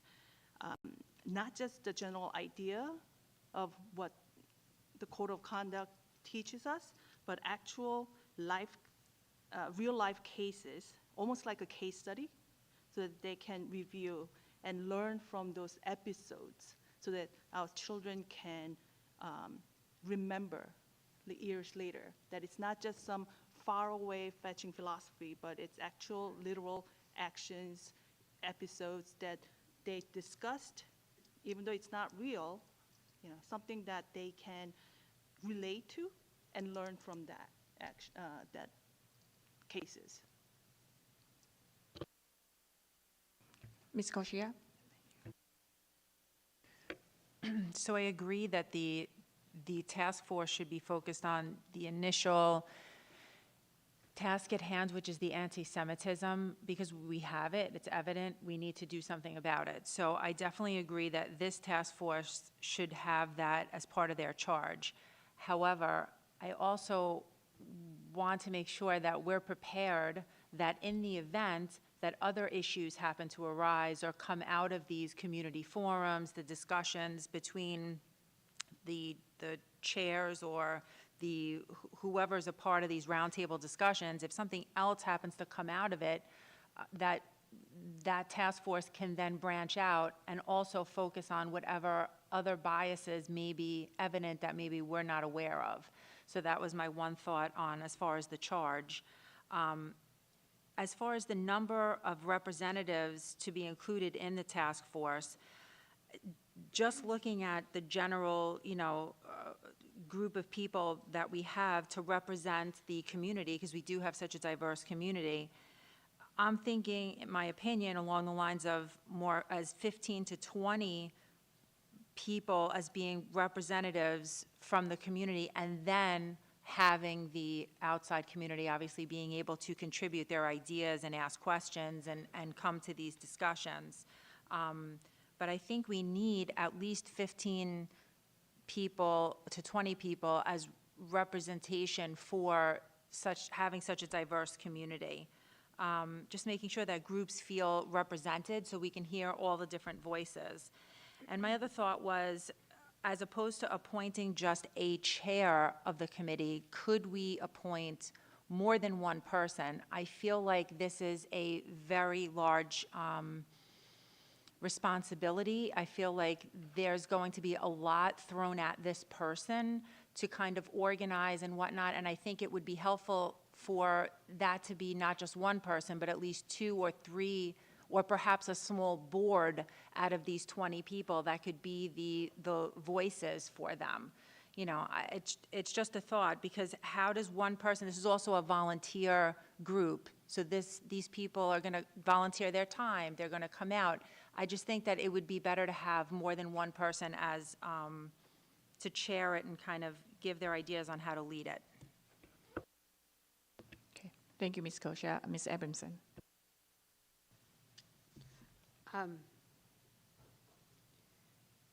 I agree that we have a diverse population and need it represented accordingly and effectively. I think we have to make sure that everyone has the same goal on the task force, and that is to grow together. And I think that in addition to curriculum and reviewing things and educational programming, they should look to community events for not team building, but team building, you know, to bring us together and bring our students together and help our students facilitate in creating events that'll bring the community together. So that's my 2 cents. Anyone else? Ms. Dostrick?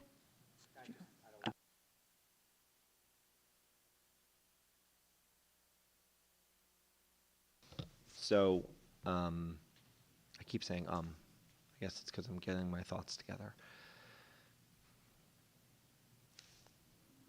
I think if we're going to make a religious hate task force that's not focused exclusively on anti-Semitism, then I think it makes sense to have a couple of folks at the top,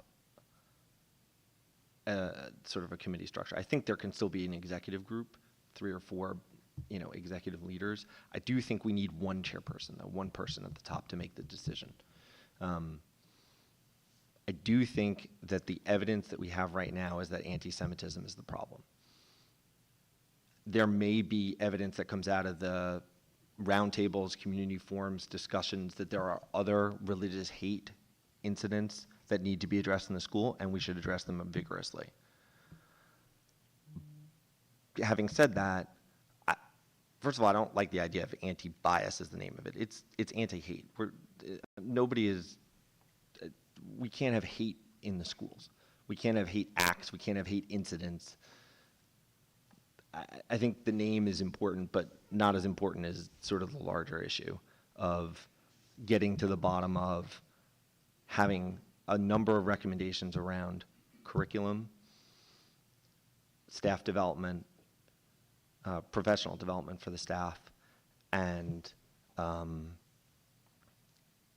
ability as a board to more regularly understand and engage with folks who are feeling like they can get to us with whatever issue is related to hate in the schools. The task force, the idea about having an email that folks can address directly, and that we're going to get regular briefings on the kinds of things that are happening in the school. I will tell you that when that boy came up here 2 weeks ago and said that there is hate everywhere in the school, my blood was chilled.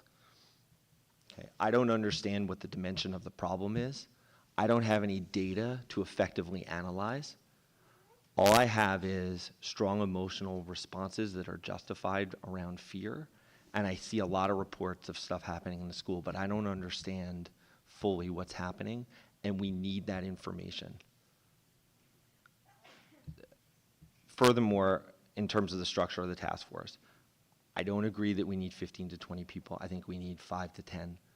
I think we can do as wide an engagement as possible, and we should engage as many people as we can using those security roundtable discussions like we did with the security committee, where people can feel comfortable that they're not in public having to come to the microphone to talk about incidents that they know of in the school, and that they can feel like they can talk quietly among a safe group of people that are listening, that can record that information, and we can get a firmer understanding, even if it's anecdotal, about the dimensions of the problem in the school.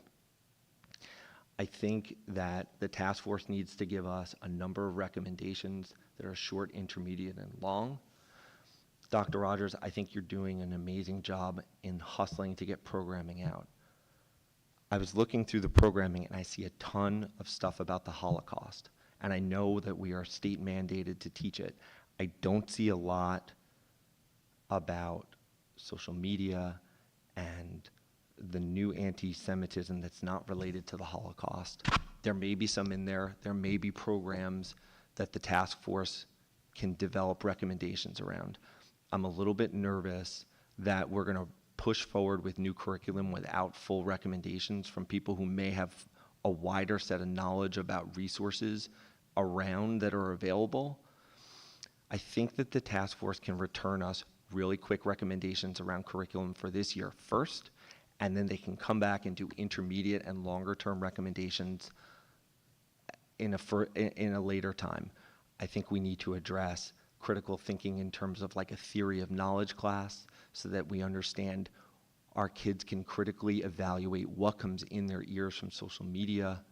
You know, the International Baccalaureate standards around theory of knowledge are an excellent way to combat the understanding of how do I know what I know? How do I evaluate what comes in critically through whatever source of information comes to me? I think we need that. I think the task force can look into whether or not, from a long-term perspective, that those opportunities are available to us. I have a long list here. I'll check back to see if there's others, but that's it for the moment.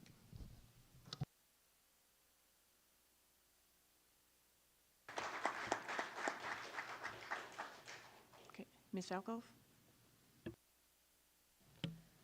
I'm going to be much shorter, but I agree with Jack completely. I think that just to get a little in the weeds, I think that to start the task force off, it would be a really good idea to send out some kind of required but anonymous survey to all the high school kids that they can answer questions and say what kind of things that they have been facing and what kind of incident, if they've encountered some kind of hate, if they've seen things, if they've heard things, whatever their experience may be, since the kids really are the ones that, know what's going on and they're the ones who are facing it, if we can find some way to reach them, and if it's a required survey that I would love to keep it anonymous, but somehow make it required just to check that they've, done it somehow, that all the kids answer, as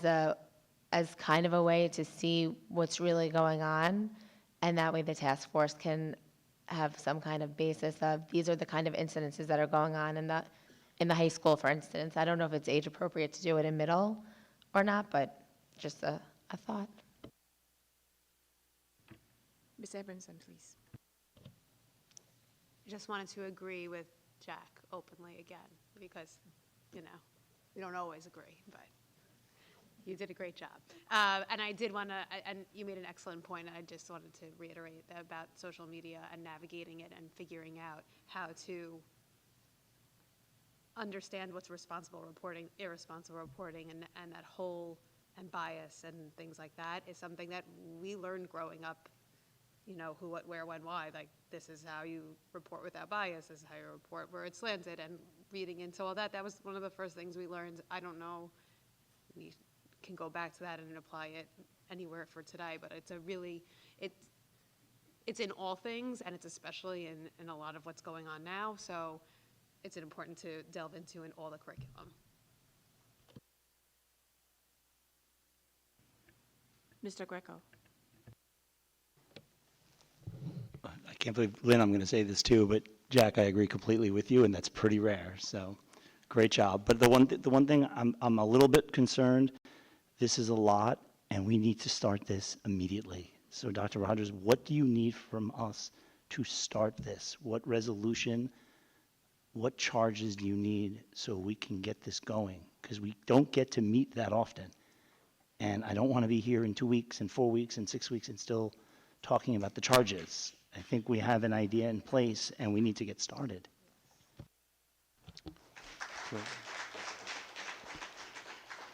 So it appears to me that the decisions you have in front of you are how narrow or how broad is the focus. I think Jack framed it well in terms of a continuum of bias or hate that you want to address with this particular task force. I would take my direction from you in terms of how broadly you define that. The second thing I think you need to decide as a board is what the structure is in terms of size and in terms of leadership, so that we can help you shape who would be representative people to be there. Obviously, just this evening, various board members have given numbers anywhere from 5 to 20. So I think, again, we take our direction from you. So if the board could finalize what you think is the right amount, I think I hear a lot of consistency from the board in terms of how you want the task force to do its work, in terms of making sure that there are lots of different opportunities to get information from the community and from the kids. So I don't see needing much more guidance there. That seems pretty clear to me. And then do you want to have a series of recommendations at once, or do you want to do recommendations, again, as Jack kind of framed out in terms of short, medium, and long term? So I think those three things, how broad or how narrow is the charge? How quickly do you want recommendations from them? How many people do you want working on this? If the board could make those decisions, we could work to try and write up what that looks like pretty quickly.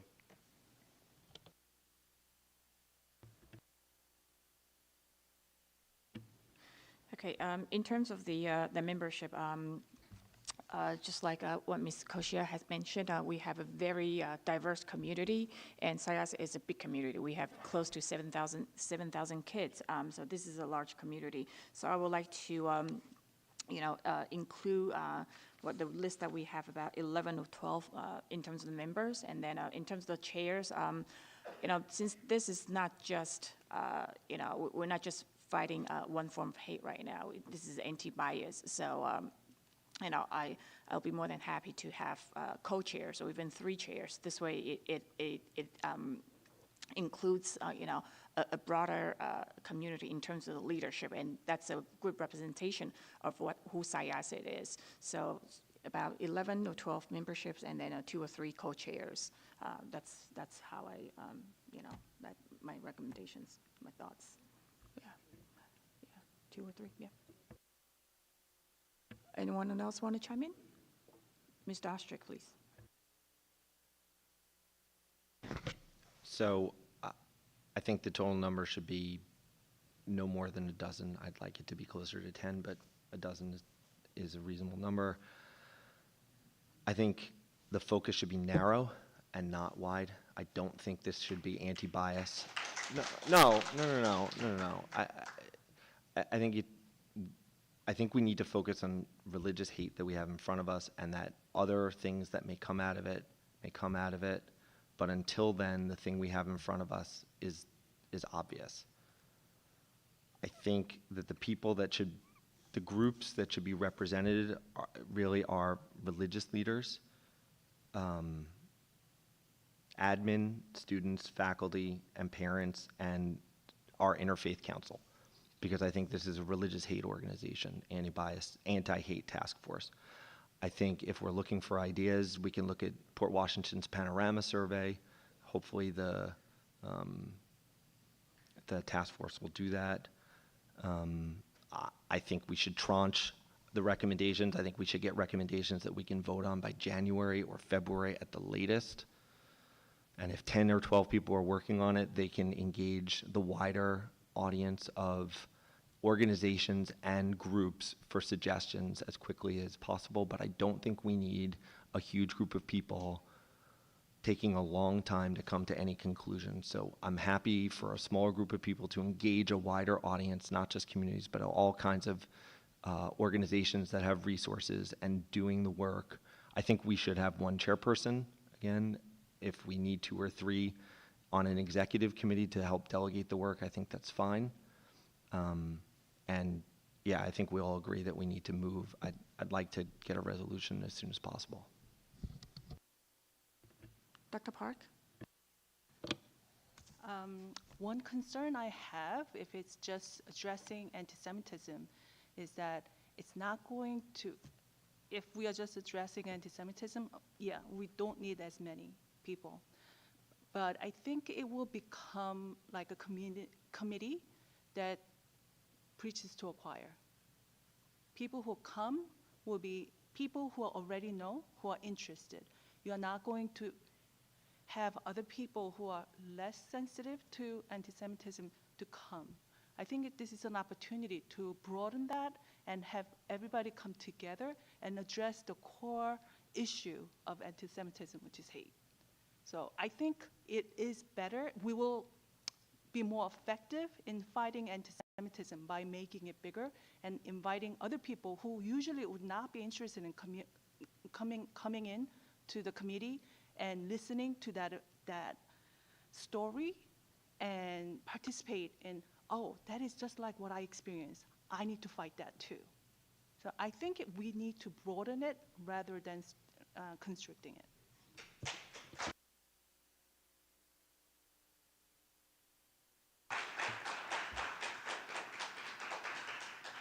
Okay. Anyone else? Ms. Levitin?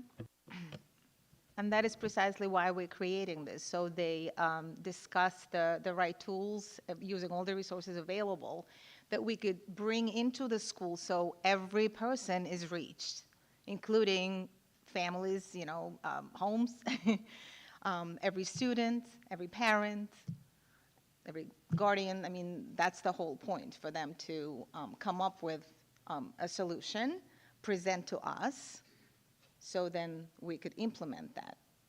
Is that correct? Is that the whole point? Right. Okay, anyone else?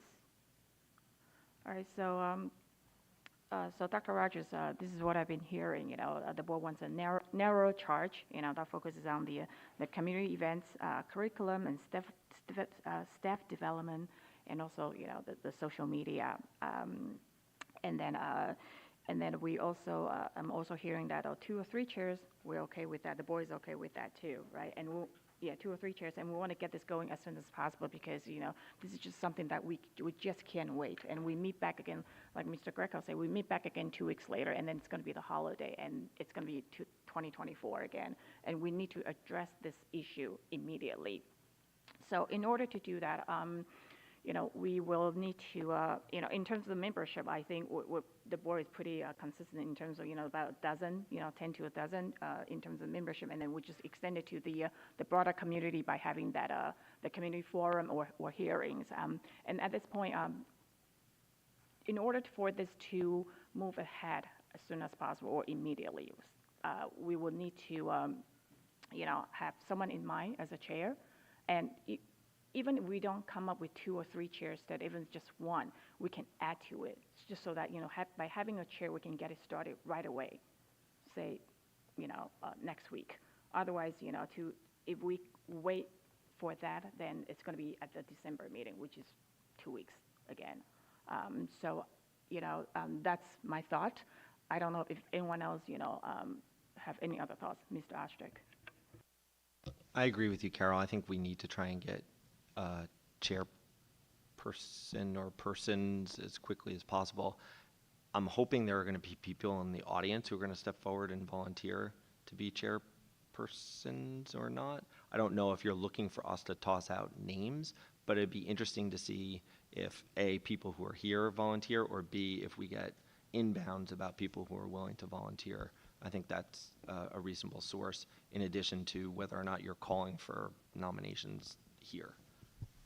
I guess my point is, I think it's really hard to nominate someone without talking to them first, so.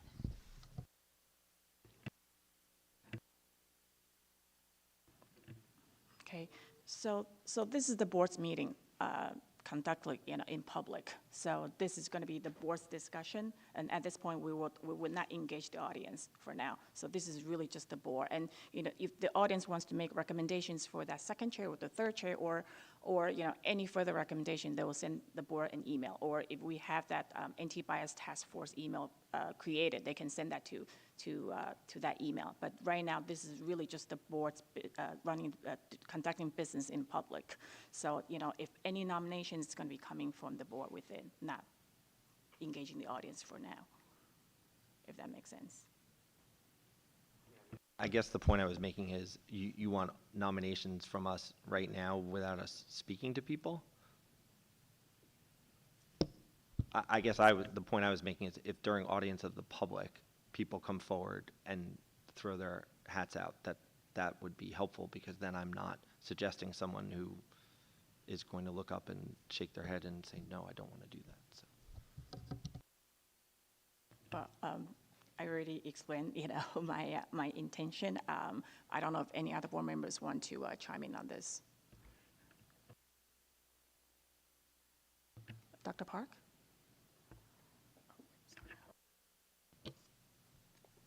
I'd like to nominate Rabbi Jamie. She's been a person that has been actively involved, and she has given us a lot of advice in times of need. And she was here last time too. I'd like to see if she would be interested in chairing.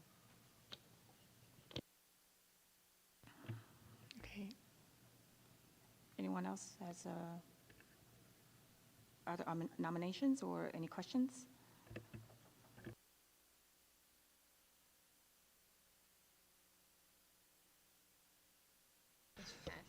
Okay, fine, I'll always go first.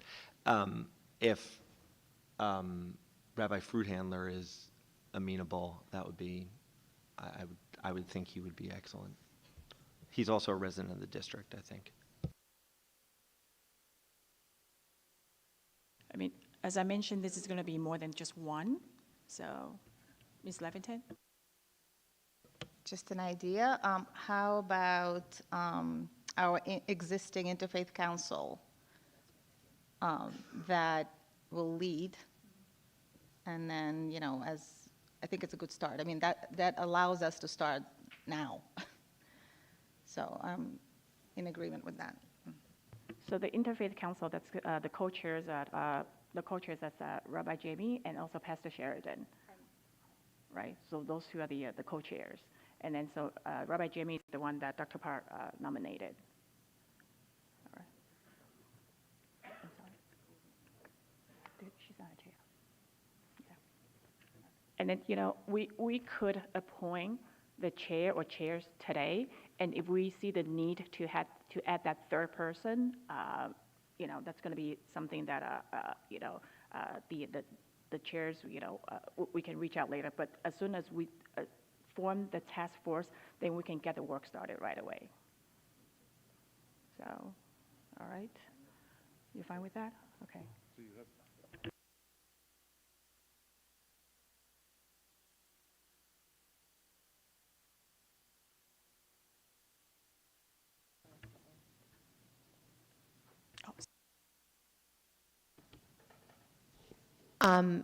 I know we saw a list of potential people that you were interested in. Is there a way to explain to the public who else the ideas are to make up the board, make up the task force? That it's not just who it's gonna be expanded to. That, you know, if we approve the rabbis to be the head of it, that there'll be, you know, what other groups you envisioned or we envision members, yeah, so that they know it's broader than just the rabbis. Sure. All right, so so the membership, when we were talking about 10 to 12, so membership is going to be the leaders from the Syosset Faith community, that's the interfaith, and then the Syosset Teachers Association, the representatives, Administrator Association representatives, that's the from the district as well. Law enforcement, leaders from the various affinity groups, you know, including the Chinese American Association of Syosset, Korean American Friends of Syosset, Muslim American Community of Syosset, Indian Parents of Syosset. Also the Syosset Council of PTS representatives, students from student government, and that's from the high school, students from Breaking Borders, Erase Racism, and the Jewish Community Relations Council, and also the Holocaust Memorial and Tolerance Center. So these will be the makeup of the membership, okay, all right? And so right now I am hearing 2 nominations from the floor. And then, so the first nomination was Rabbi Jay. Do I have a second from Rabbi Jay? Rabbi Jamie, I'm sorry, Rabbi Jamie. Any second? Ms. Falco, okay. Are there any questions? Okay. Sure. Are we voting to appoint both of them as co-chairs, or are we picking between them? No, I understand. Are we as a board voting on both suggestions that they would be co-chairs? So we would have both rabbis as the co-chairs, or are you asking us to pick between the two of them? So the board has agreed that we can have 2 to 3, right? So, no.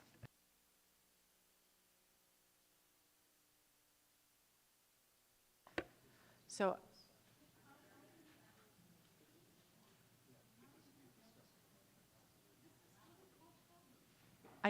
I'm sorry. So can I have a second for Rabbi Hindler?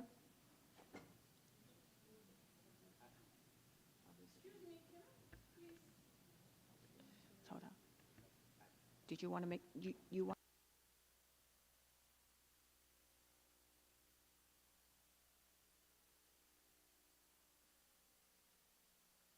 Okay. No, I need a second for Rabbi. Mm-hmm.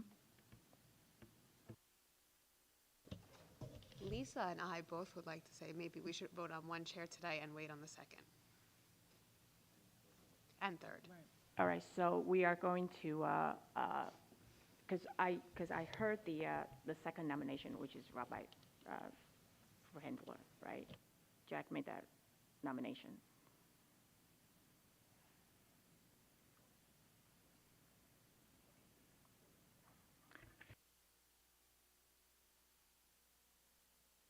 I don't want to contradict you or seem like I'm being insubordinate. I don't understand why this is the process that we're doing this. This doesn't make a ton of sense to me that we would be throwing out nominations to people to lead an organization without allowing them the opportunity to discuss this or to have a more detailed discussion. I feel like it's important for us to move quickly, so I agree with that. I feel like there's moving quickly and then there's moving super duper lightning speed, and I feel like we went to ludicrous speed before we even got to light speed. So. Okay. So just 2 thoughts. The first thing is, can we have a discussion with the 2 rabbis to see whether or not they would want to take on something of this magnitude? Because I'm sure at this point they have, that they may have their hands full. I'm not saying that they don't want the position. I'm just saying that just to give them the opportunity before we actually kind of throw them under the bus, so to speak, with this. But the second part of this is just a thought.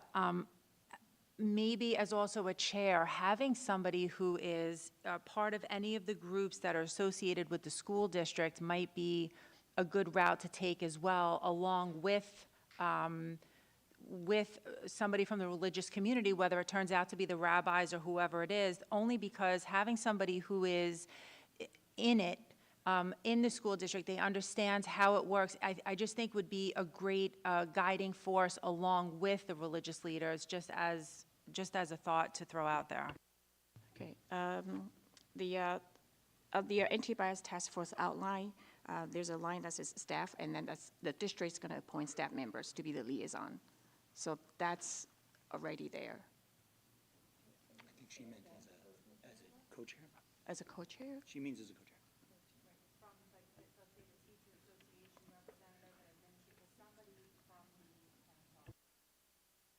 I apologize. Somebody from the district that would be knowledgeable to help guide, because I just feel like it's important to have inside information as to how the district runs, because to be a leader in this is it's an enormous responsibility, and you wouldn't want, in my opinion, I wouldn't want 2 of the same, coming from the same backgrounds. It would be nice to have like a diversified leadership, so you have a couple of people or a few people, 2 or 3, that could offer different types of insight in order to lead the larger group. That's what I'm trying to say.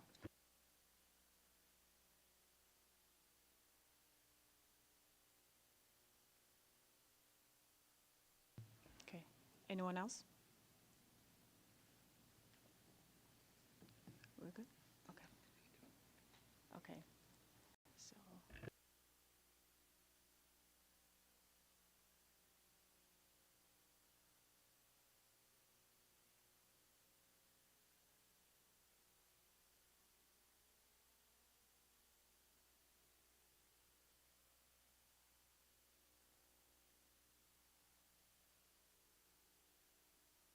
Yeah.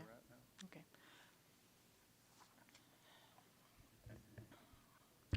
Okay, so, with the two names that we have, and also with the Ms. Kosha's recommendations to include a staff member, or even to broaden it to just the rabbis, right? And then, so, would the board be okay waiting 2 weeks until the December meeting to do it? This way we'll give we'll have more time to reach out to those people.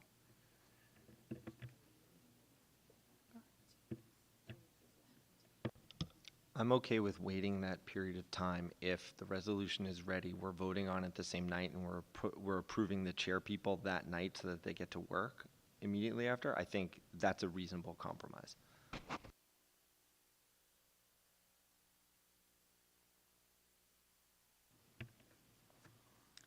Okay, so Dr. Rogers, we will come back with the chairs, voting on the chairs at the next meeting. And the charge. And I will try and summarize this discussion in a charge that I'll share with the officers, and you can make sure that I've captured the discussion appropriately. Thank you. I hate to put a monkey wrench in it. I just feel like December 4th is far. I don't want to do it tonight. I think that we clearly need to circle back and figure it out. But in the same thought, December 4th is the date. It's really far away, and then the holidays are right around the corner.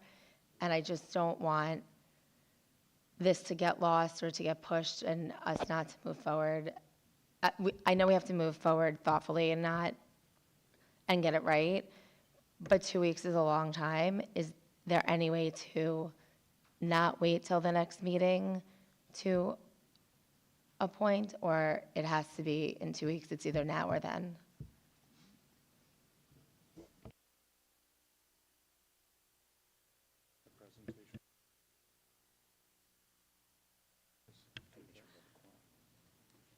Well, this is going to be a public discussion, and then so the other solution that we could do before the December 4th meeting would be next Monday, which is the Science Council of PTAs. They have their DESA presentation from, I believe, from either 7 to 8:30 or 7:30 to 8:30, and that's virtual. And then we can meet after that, and then that's just going to be one business item, and then that's a week later instead of 2 weeks.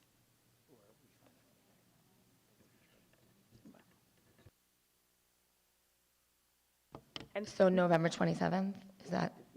yeah, it's next Monday, whatever the day is, because next week, every day is packed, except for Friday and Monday. And Monday, that's the day, that's just the DASA presentation. So, and are we okay? The DASA presentation ends at 8:30. So we'll meet at 8:30 or 8:45, to allow people the chance. We would, you're talking about meeting just so we could appoint the chairperson. And then also pass a resolution. But we can act without the resolution. We can't act without a chairperson. So I would be more worried about making sure we get a chairperson. Is there something we can do tonight to make sure it gets done? Dr. Rogers, can we empower you to reach out to these people, see who's interested? So, I mean, I don't want to get to Monday and then we don't have a quorum and we can't actually vote. There's got to be some way to get this done when all we're doing is approving a chairperson. Well, I would hope that the best way to proceed would, of course, be for the board to act. I'm more than happy to act as your agent and to approach the people that you've mentioned and gauge their interest and I'm certainly happy to shape the charge for this committee and then have you edit it to make sure I've gotten it just right. I don't hear anyone on the board saying that you want to delay this, so I don't. The question I would have is what degree of formality do you want to have, or do you want to just empower us to start moving ahead? That's really the question for me.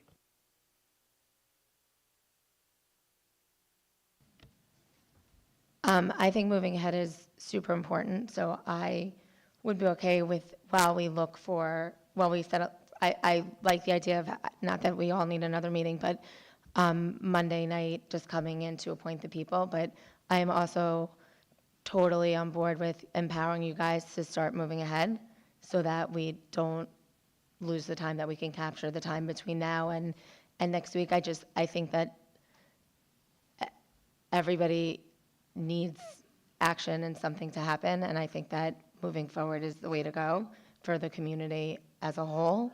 So if we can empower you to move forward and have the Monday meeting, I know for me, the suggestions that were thrown out, the experiences that I've had with them, they both seem wonderful and great. I don't know much about anybody, so it would be, wonderful to have advice and guidance on who wants it and, who we think is best for the role. And moving forward would be wonderful. All right, so now, do you have a consensus from the board to have the administration, to empower the administration to, to look for chairs, to reach out to the chairs? Like, looks like a, good, okay. And two, are we okay meeting next Monday at around 8:30, 8:45, to just conduct this one business item? We're all good with that too? Yeah. Well, that's why I'm getting chin nuts. Ms. Kosha? I'm sorry. Are we looking, about how long do you think that meeting would be? Is that something that we could do before our policy meeting next week? Because we also have a policy meeting on Thursday. Is it possible to, maybe we arrive either a little bit early on the policy meeting or start the policy meeting here and then move into policy? I'm just asking because it's, it also gives them a few more days because we have the holiday this week, which means, administration, we're really limiting them on the amount of time given to approach and do all what they have to do. Meeting is next Thursday, and then our board meeting is the following Monday. So that's really just 3-4 days apart. And so I would prefer to do it Monday. The meeting, I don't know, half hour to an hour, I would guess. Okay. Mr. Rotolo? Since this is such an important position of the chair, just like we hire any other position or we entertain anyone, I think we should basically, if anybody's interested, they should email the board, and then we should have some kind of background on who it is, and not everybody knows everyone. So I think it's a little rough to just pick people and not really get any background. First, we need to know if they want to do it, and then we kind of need to know what their credentials are. So that's my suggestion.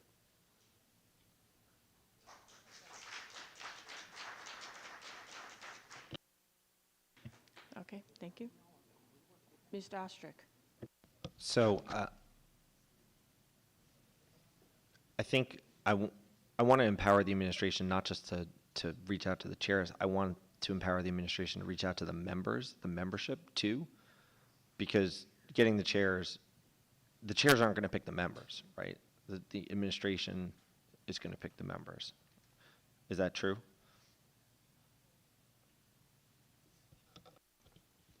I'm only going to pick who you tell me to pick. So if I gave you a list of suggestions, ideas to help jumpstart your discussion here at the board meeting, I patterned that list on how the legislature would do things. So as you know, I started my career working for the legislature in Albany, and often when there were committees like this, the legislature would identify organizations that would be stakeholders in whatever the discussion was, and then identify people who were leaders in those stakeholder organizations. So I worked in the education sphere in Albany, and so it would be the leader of the state PTA, it would be the leader of the state teachers union who would delegate somebody, it would be the leader of the state principals union who would delegate somebody.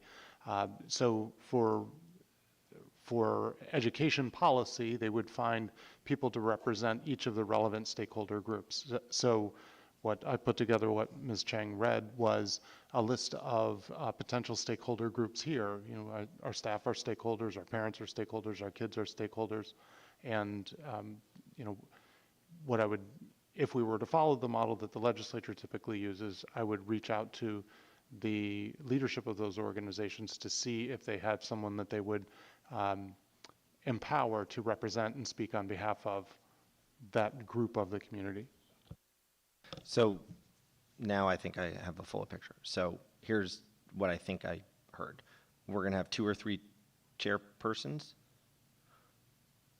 I think we should reach out to the people that we spoke about. I think we should be open to hearing from other people. I think we need some credentials, like Tom said, to review the leaders. I think we need a couple of different denominational folks to be the leaders.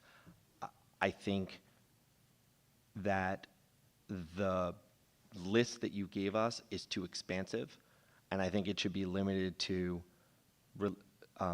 religious leaders in the Syosset-Woodbury neighborhood, our internal interfaith council, members of the administration, students, faculty, parents, and law enforcement. And I think after that, we don't need 17 different organizations from 17 different places. I want to keep it to 10 to 12 people. I think it's going to get too big and too unwieldy too quickly. So, and I think that if we have the dimensions that we can agree on, that we can come back on Monday with credentials, people who are ready to do this, and a relatively understood list of choices, not all the choices, right? That's not the holy word, what you wrote down. That's just suggestions. I think we should just do that, and that's what I think. You know, the list is very comprehensive, and I do feel that it's important to include leaders of affinity groups in the community, because that's the makeup of the community. And those groups that, you know, Indian Parents of Syosset, or the Muslim American Community of Syosset, the Korean Friends, and the Chinese American Association. So this way, you know, these are the representation, these are who the community is, and it's important that we include them.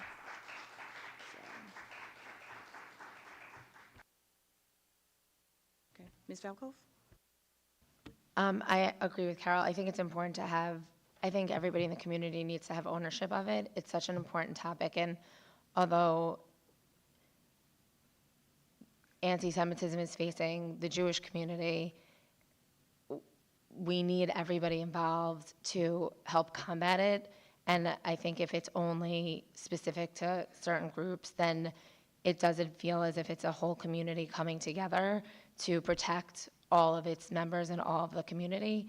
And so I think it's important that we have, that the whole community has ownership over what is decided in that group, so that it really feels like it's the entire community coming together to protect all of the kids in the community at once.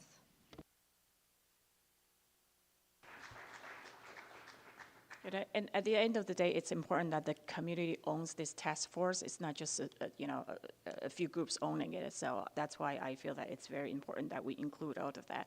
And then so do we, you know, with the membership that's listed here, are we okay? Everyone okay to have the administration reaching out to have them to ask for a member from the group? Okay, all right, so that's good. All right, so we are meeting next Monday, either 8:30 or 8:40. Time's going to be determined, and just to work on this business item. All right? Okay.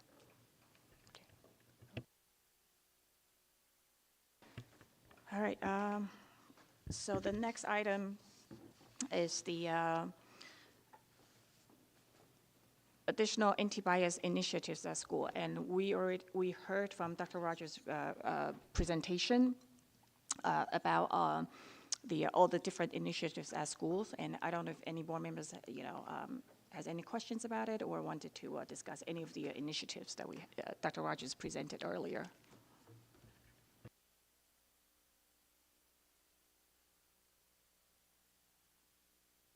like we are good. So with that, we are going to move on to audience to public. And first and foremost, we truly appreciate your patience in waiting for the board to finish its business. And we typically don't have an audience to public at our workshop, which is the second meeting where we don't conduct our regular business. However, we acknowledge the community's needs to voice their concerns to the board. And before we do the audience to public, I just wanted to remind everyone of the procedures that we have in place.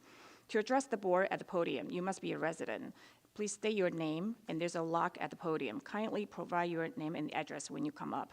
If we can address your questions today, we need a way to contact you. Additionally, you'll have 4 minutes to speak initially. At the end of the 4 minutes, I'll ask you to take your seat so that everyone in the audience has a chance to speak once. If the time permits, you may come up for the second time after everyone has had a chance. The district will not allow or respond to questions about individual students or staff due to privacy law. And please speak in generalities, and there is no polling of board members by speakers. And it's important that we do not allow abusive or disruptive language, and there is no shouting from the audience at any time.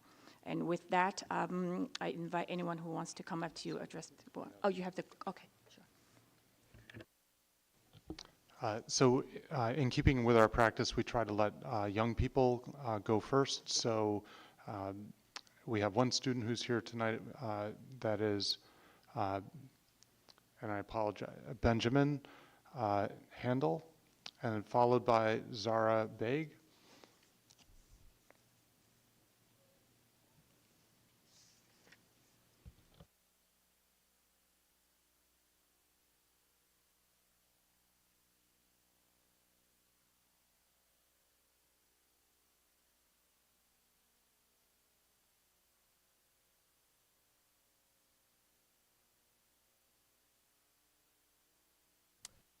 My name is Benjamin Handel. I'm a senior at Syosset High School. After witnessing some of the events of the past month and talking with members of the community, I rise today to present 3 critical goals that must guide our response to anti-Semitism and combating anti-Semitism in the district. The first goal I believe that is imperative is combating misinformation. We can't pretend that we don't know what is sparking these incidents in our district. The recent surge in anti-Semitism has deep roots in the rampant spread of misinformation, notably on social media platforms like TikTok. Many students rely on TikTok and similar platforms as their primary source of information, but these platforms are breeding grounds for biased and false narratives about Israel and Judaism. When misinformation runs rampant, students are susceptible to distorted perspectives, often leading to the perpetuation of anti-Semitic sentiments that we've seen. The lack of accurate education about Israel within our school curriculum exacerbates this problem. Moreover, there's a noticeable reluctance within our district to address the Israel-Hamas war directly, and I believe that this hesitancy, whether due to fear or avoidance, only perpetuates ignorance and allows the root cause of these incidents to thrive unchecked. The very issue causing this hate remains unaddressed, exacerbating the problem, but this must change. By providing comprehensive and accurate education about Israel in our schools, we can counter these misleading narratives. Properly teaching about Israel within our academic curriculum offers an opportunity to equip students with factual information, enabling them to discern truth from misinformation on social media platforms. Secondly, we need a clear condemnation of anti-Semitism. Vague statements about being a no place for hate are insufficient, especially when it is clear that at this point in time we can no longer accurately call our school a no place for hate school. On the contrary, we're experiencing hate every single day, and not just general acts of hate. All the acts that I've seen recently have been anti-Semitic acts of hate. So therefore, we urgently need a clear and explicit condemnation of anti-Semitism and anti-Semitism alone. The anti-Semitic hate crime we endured in this district in 2017 deeply affected many, promising comprehensive change at the time, yet the problems have seemingly worsened. Additionally, the troubling rise in anti-Semitism on college campuses and beyond adds to our concerns. As others have mentioned at this podium, adopting the IHRA definition is crucial. It provides a framework to identify and address anti-Semitic behavior within our schools. Clear condemnation of the vague statements we've been seeing is fundamental to creating a safe and inclusive environment for all students. Lastly, we need actionable steps. Given the gravity of this situation, our response requires tangible and proactive measures. Many teachers lack the necessary understanding, so we need to invite in expert speakers to provide guidance. Comprehensive education on the history of anti-Semitism and Israel must be integrated into our curriculum, countering misinformation and promoting understanding. Implementing anti-bias training for staff is vital to fostering a culture of respect and tolerance within our schools. These actions demonstrate our commitment to combating anti-Semitism and ensuring a safe environment for all students. As we stand here today, we face a pivotal moment. We've seen the rise of anti-Semitism, the impact of misinformation, and the distress it has caused among our students and families. This is not the time for passive responses or vague assurances. Rather, this is the time for action. Our response to these incidents must go beyond mere words and pledges. It requires a collective commitment to actively combat anti-Semitism wherever it arises. It demands that we equip our students not only with academic knowledge, but with the critical thinking skills to discern truth from misinformation. So let us depart tonight with an unwavering commitment to forge a school environment that truly embodies a zero-tolerance policy for hate, not merely one that claims the title. Thank you.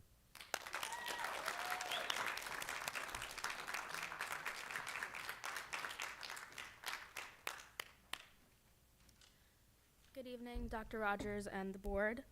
Ms. Chang, first and foremost, I want to say thank you for being the only board member to call out Islamophobia. It's really something that's been plaguing our district since 9/11 and even before then. My name is Zara Baig, and I'm a Pakistani Muslim American who has lived in Syosset my whole life. I went to Village Elementary School, Southwoods Middle School, and graduated from Syosset High School in 2020. Being a Muslim in America has never been easy, but being a Muslim in Syosset is extremely difficult.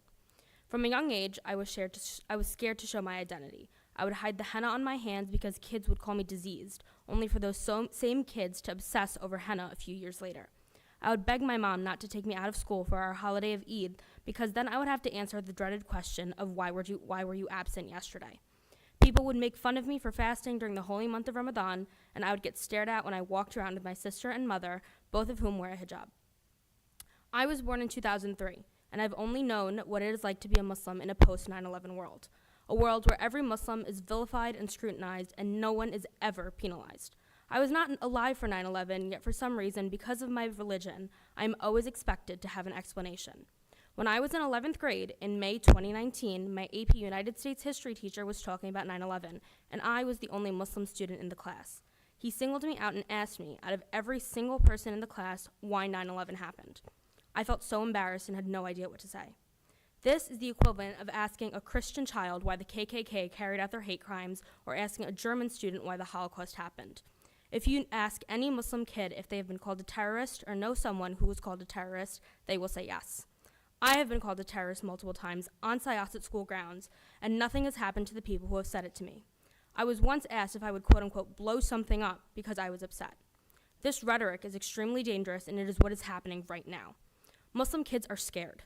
We are scared to talk about what's happening to us because time and time again we have been ignored, ridiculed, bullied, and abused and attacked verbally and physically.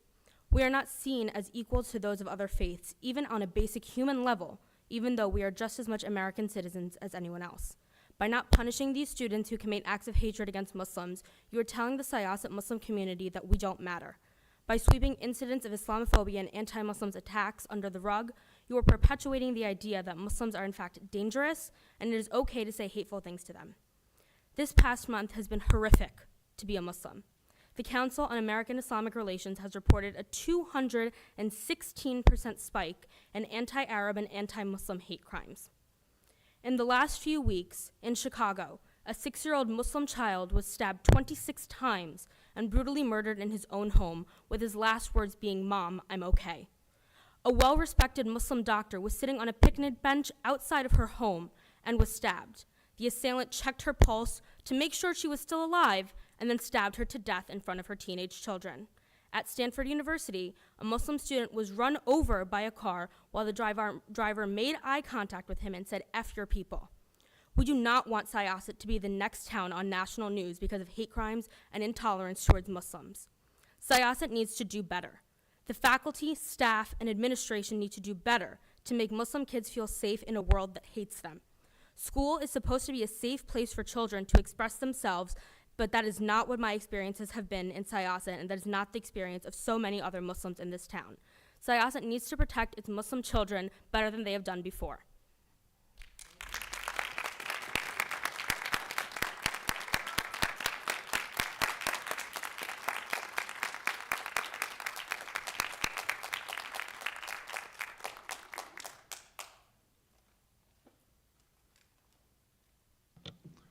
Next is Abraham Khwaja, followed by Barbara Krylov.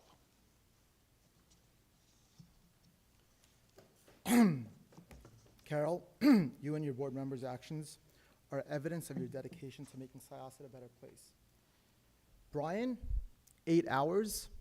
Wow. We're almost 3, and everyone wants to get out of here. Thank you for taking the time to listen to us. You could have been enjoying time with your kids, doing work, whatever, but you're here. You're here because you want to make Syosset a better place, and I appreciate your altruism. All I ask at the outset is that if anyone in this room interrupts my 4 minutes, I be allowed to finish. Carol, please promise me I can have my full 4 minutes. We, the Muslim community here in Syosset, are not asking you to value Muslim students more than you value other minorities, but we are asking you to see us as equals. Just now, you guys were thinking about appointing chairs. Not one person sitting up there mentioned one Muslim or an advocate for a Muslim. Not one. Unfortunately, this is indicative of the district's actions and words. Dr. Rogers, you sent out 5 emails, last I counted. If you check the word count, you mentioned anti-Semitism 4 times more than you did Islamophobia. Why? Why are Muslim students second-class citizens in Syosset? You plan on inviting numerous speakers to speak about the ills of anti-Semitism. I'm not saying that's wrong, okay? But why has not one invitation been extended to an anti-Islamophobic organization? Why? Why are Muslim students second-class citizens in Syosset? Just here tonight, you mentioned new anti-Semitism initiatives in addition to the obligatory Holocaust curriculum that you have to mention every year. Why are you blind to the grievances of the Muslim constituents? Why didn't 7th graders learn about Islamophobia when they're required to learn about anti-Semitism? How many Muslim staff does the Syosset Central School District employ? How many? Does anyone know? 1 substitute teacher, 1, last I checked. Trust me, there's no shortage of qualified Muslim educators, and there's no shortage of Muslim applicants. Lisa, you're absolutely right. Syosset is oblivious to the anti-Muslim bias that's ubiquitous in almost every facet of the school district. Not one person there thinks of Muslim students when they think of religious hatred. I ask you again, why? Why? Why is it that no one thinks of the Muslim students here? The Muslim and non-Muslim community has seen more than one occasion right here in Syosset where the Islamophobic use of suspensions is being enabled. Targeting Muslim students when they should be encouraged to speak the truth and express their opinion without out-of-school suspensions is abhorrent and beneath your dignity. Muslim students feel nothing less than oppressed minority here in Syosset. I cannot list names. But we demand an end to this Islamophobic practice of suspending Muslim students for expressing their opinions. If we are here to root out Islamophobia and other forms of discrimination, we need to understand the facts as they are and not as we want them to be. It is imperative to understand the difference between my fellow Jewish neighbors and Israel. They are not the same thing. We all support our Jewish neighbors, classmates, co-workers. But as a Muslim, I cannot support the government of Israel and what it's doing right now. Ultimately, when the two are not distinguished, we are called anti-Semites. When we do not support the actions of the Israeli government, we are called anti-Semitic.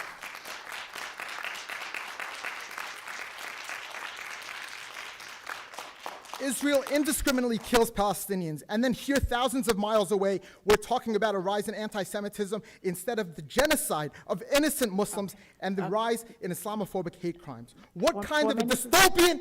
4 minutes is up. What kind of a dystopian world do we live in? Okay. Excuse me, there's no shouting from the audience. Thank I you. want to remind Thank you. everyone, please, no shouting from the audience. Thank you.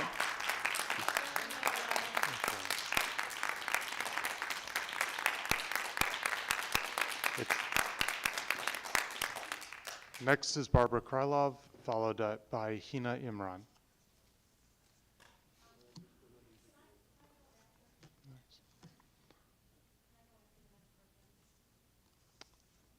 It's up to you. All right, next will be Hina Imran, followed by Barbara Krylov. Hello, everyone. My name is Hina Imran, and I'm a mom of 3. I have an 8th grader in HPT, a 5th grader in Baylis, and a 1-year-old at home. So I'm just going to rush through it. I wanted to use my 4 minutes to highlight a very real and alarming problem. It's always been there, but specifically now it's rearing its ugly head and affecting our children, and which unfortunately I feel is not being given any attention. Islamophobia. What is Islamophobia? I'm not going to waste time with the actual definition of Islamophobia. Anyone can Google it. But I'll tell you what it means to live it here in Syosset. Every time my sons are jokingly called terrorists or bombers, it's Islamophobia. Every time they are told, oh, are you going to blow up something? It's Islamophobia. Every time they think these insults are just jokes and not to bother a teacher or bring it to anyone's attention, it's Islamophobia. Embedded and not reported in schools. Every time they have internalized these insults and think they have to accept it as a natural occurrence, it's Islamophobia. Every time a girl's hijab is pulled off her head, it's Islamophobia, and it has happened in school. Every time she is stared down or asked, why are you dressed so weird, with a disparaging look, it's Islamophobia. Every time we are told to go back to where you came from, it's Islamophobia. Every time we are collectively held responsible for acts of violence anywhere in the world, it's Islamophobia. We are all proven guilty until we say otherwise. Every time we all have to condemn and apologize for these acts to be considered human, it's Islamophobia. Every time we are called human animals or children of darkness, it's Islamophobia. Every time my sons are petrified to even mention the word Palestine in school, it's Islamophobia. I could go on, but I have limited time. I beg and implore the board to take Islamophobia seriously. Both anti-Semitism and Islamophobia are rising with what's happening in Middle East. I commend the district for tackling anti-Semitism, but who here is tackling Islamophobia? Which organizations are you partnering with to tackle it? Which programs are you specifically implementing for Islamophobia? Why wasn't a district-wide email sent to denounce the killing of a 6-year-old Wadia who was stabbed 26 times? Was any support offered to our Muslim students? Any assembly held for the 11,000 killed in Palestine? What would it take for you to see our children? Dr. Rogers, not once did I hear any mention of Islamophobia from you. You didn't even say it once. Your leadership and your words matter, and they matter to us and our kids. We are nowhere in any of your conversations. I'm appalled at how you're nominating the chairperson for such an important task force with no input from the Syosset community. You haven't even decided the formal charges yet. How can you decide on the chairperson before deciding on what they will be chairing? Please don't treat our children as second-class citizens. We pay our taxes and have a right to send our children to school, knowing they're safe and comfortable in their skins and are seen. Task Force needs to deal with Islamophobia alongside with anti-Semitism. Thank you.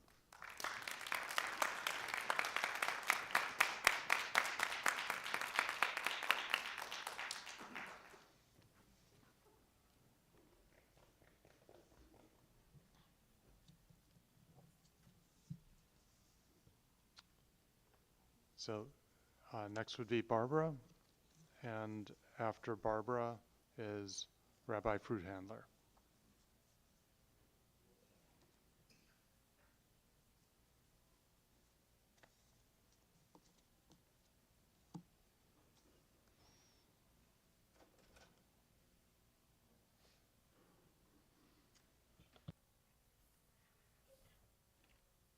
Hi.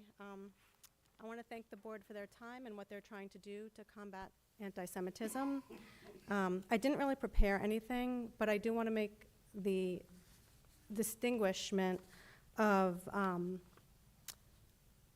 when Islamophobia is mentioned, there's a difference between being anti-radical versus, certainly not anti-Muslim, but anti-radical.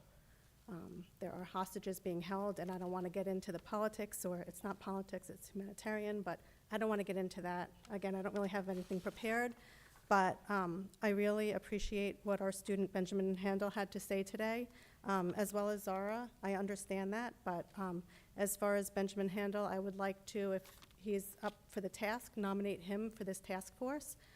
We do need student voices in it. That's all I have to say right now.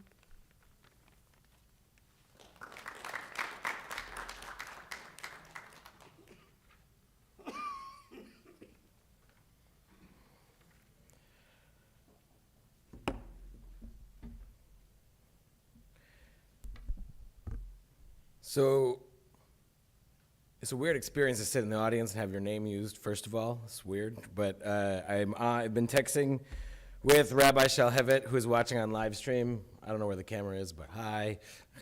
We are up for talking with you if you would like, though we both agree with those who have stated that having two clergy who are Jewish as the co-chairs without some representation of someone who's both not clergy and not Jewish is a mistake, and we would be happy to talk about what that looks like. Secondly, obviously, okay, thanks, all right. As a rabbi, obviously, I can talk about anti-Semitism, but I'm horrified to hear of the examples of Islamophobia, and I feel so awful that you have to go through that on a daily basis. And absolutely, if that is the case, the task force should look into it. My suggestion, okay. My suggestion for the task force, along similar to what Mr. Ostricht said, was a short, medium, and long term, that a task force first address what are turnkey, plug and play solutions that can be put in place immediately. If you start in December, by the end of January, February. My suggestion for the middle goal is actually data collection. So I would recommend not giving the task force these are the only two things that you have to talk about, but do the data collection. Talk to all the school districts, create the anonymous, all the things that you have suggested of getting the information out there so we can hear from students who say, I'm called a terrorist. That's terrible and awful. How many other examples of different kinds of hate exist that we don't necessarily know or hear about? And that could guide the solutions. I think if we start with the limitations, we might miss where it is, or at least give the task force the ability to recommend. And then third is the long-term systemic change that could be what groups to partner with, what programs to bring in with, to me, the specificity. Why I cringe a little, even though I love the ADL and the idea of no place for hate, is one of our problems is each of those kinds of hate manifests in totally different ways. I never once have I had to tell my kids, don't worry if you're called a terrorist or not. That's not my experience. I've had to tell them different things, and I've had to have different experiences. And so when we generalize, we miss the opportunity to let people be seen, I think, in the specific way they experience being othered and told they're different. And the task force has the opportunity to help suggest programs that let those be named in a public and regular way. And that's what I would hope would be a part of the long-term suggestions. The other, especially because my name was thrown out, I would love to have some sort of plan in place that helps remember that whoever volunteers for the task force has lots of other things and possibly children at home of their own. So how do we communicate to the public the amount that they are available for communication and how fast they should expect communication back? That's a little overly specific, but please. And also I'll reiterate the thanks, I don't know if we can even appreciate how special it is in the history of humanity that there is an open forum space where these things can be talked about, where these passions can be heard in a safe and open environment. This is unheard of in the way we humans have interacted, and as stressful and difficult it is, and I'm not sure we're going to agree on all the politics in the Middle East on an FYI, but the fact that we can be together in this space in a safe way and share is amazing and gives me a lot of hope for the future and where we can go from here. Thank you.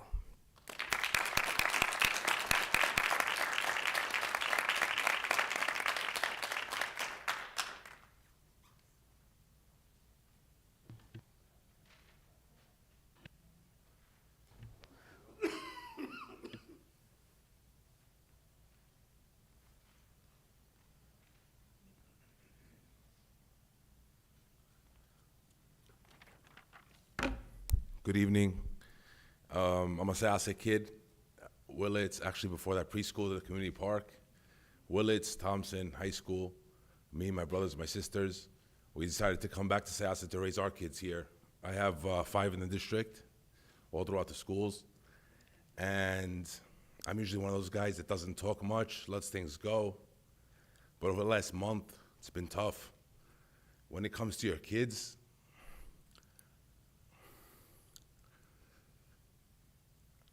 it's tough to let things go. My kids that come home,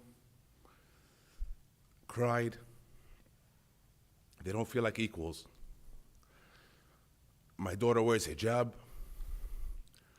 She suffered from anxiety on October 8th and 9th. She was afraid to go to school. I told my kids not to get into politics or religion, be nice to everyone. It's been tough. I'd let anything go on myself, but my kids, you know, we were always the minority in Syosset. As Muslims growing up, the world changed. Things changed. I thought it'd be the perfect place. I had a great childhood. Best friend's Jewish to this day, since first grade, Dr. Ari Bernstein. But anyway, it's not equal, guys, in the schools. It's not equal. Everything you're doing is great for everyone, but for the Muslim community, it's not equal. You know, my kids, I have seniors. They come home, they tell me what's going on, and no disrespect to any community, but there's a moment of silences, there's donation boxes, there's bracelets. You can say certain countries, you can't say others.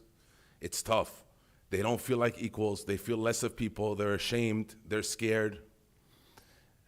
I had professional help to speak with them, how to go to school on a daily basis. So I'm not gonna sit up here and go on and on, but it's real. It really is. Like I said, I've been in this community for 45 years, and my kids are going through Islamophobia every day in school since October 7th. It's tough. It's definitely not equal. So whatever you guys could do to make it better, I'd really appreciate it. Like I said, just for my kids.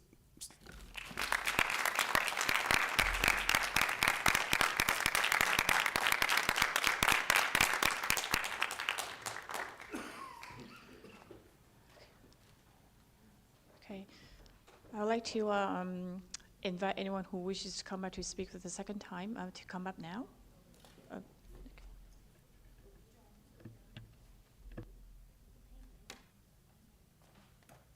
Hi, I'm Rachel Levinson. I just wanted to bring up a couple things that I picked up on during the course of this discussion with the board in creating this task force. So, to my knowledge, this task force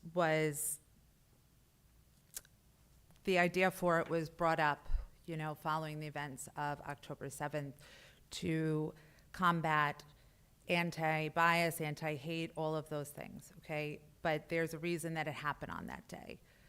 And I think that as you've been able to see here, we don't need one big giant mishmash of how to fix everyone's problems. We need very targeted groups and professionals and experts on how to fix the hate facing all of our children. And I really am concerned that if we make this a task force that combats, like we mentioned, anti-Asian hate, anti-Semitism, anti-Islamophobia, all of these, it's going to be a discussion like this, where here's my pain, here's my pain. We need specific task forces that are created by interfaith groups to target specific issues. Maybe if you work it out where one meeting you're focused on anti-Semitism, one meeting you're focused on Islamophobia, one meeting you're focused on Asian hate, but otherwise it's just going to go back and forth and you're not going to get anywhere. The fact that it was recommended to have an anti-bias or anti-hate task force run by one group just shows that we're not getting it. This is tone deaf. It's creating animosity towards the very people, or some of the very people, that you're trying to help? How resentful will every other group be that's supposed to be represented by this task force that the Jews are part of it and we're in charge? I'm Jewish, and I am terrified with that suggestion. You want to make an anti-Semitism task force? Then sure, include every interfaith group, and you want to have it chaired by a rabbi? Great. You want to create an anti-Islamophobia task force? Have every group represented on the committee and have somebody that is part of their community to chair it. Sure, and figure out a way that we can talk to each other and work on this so that we can create a community. Don't pit us against each other and make it my problem versus your problem. It's and, it's not or. And the fact that these individuals, and the two individuals that spoke, I believe you're former students, you're older, you're out of school, am I right? Okay. No, I'm sorry, I was referring to them. I'm gonna get to you in a second, sorry. But it just shows these things have been going on forever. The notes that I had prior to the speakers was, it's been 44 days and we're still circling around the size of the committee and when it's gonna start. I mean, it's been 44 days and we asked for this task force and we're still spinning our wheels here. But in reality, it's been 6+ years since the first spray paint hit the Syosset school walls. But then we have representatives talking about anti-Muslim hate going on. That's been going on since 2001. Where is the task force? Your 4 minutes is up. We need to not be afraid of calling things what they are and attacking them head on and handling it and not pinning the residents against each other, because we're going to make it a bigger problem. Thank you. Okay. Anyone else who would like to come up to speak?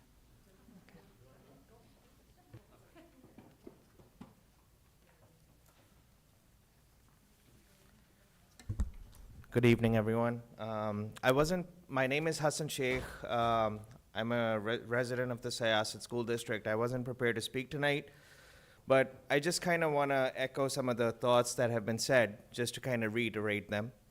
Number one, when you guys were talking about the anti-bias committee and you were discussing the chair people and voting for them, honestly, it felt like there's spilt water and you're just trying to clear it out. You know, you guys started talking about the size. Everyone had a different opinion, and then, you know, the nominations were thrown out, and then everyone started voting for them. I think this needs to be handled in a thoughtful process, and thank you so much. Every single party needs to be on the table. That's the only way it's gonna work. Every single person needs to be heard. And like so many others have mentioned, the only thing that we are hearing is anti-Semitism, anti-Semitism, anti-Semitism. I think Dr. Rogers must have said it 10+ times today, must have said Holocaust 10+ times today. We're changing the curriculum. You know, why isn't anything else being done for the other minorities in the community? And the other thing I want to mention is it's very hurtful to hear my 10-year-old son, who's in 5th grade, to say, "Baba, I am afraid to say the word Palestine in school." So while there's a fine line, we don't want to cross that fine line, but let's not strangle free speech either. You know, kids are so fearful, it's unimaginable. So that's all I want to say tonight. Thank you.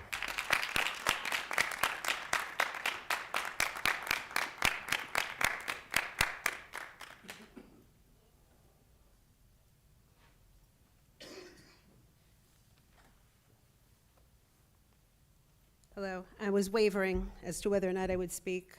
I really would implore the board to give all members of our diverse community an opportunity to step up and give everybody the grace to be a part of something so big.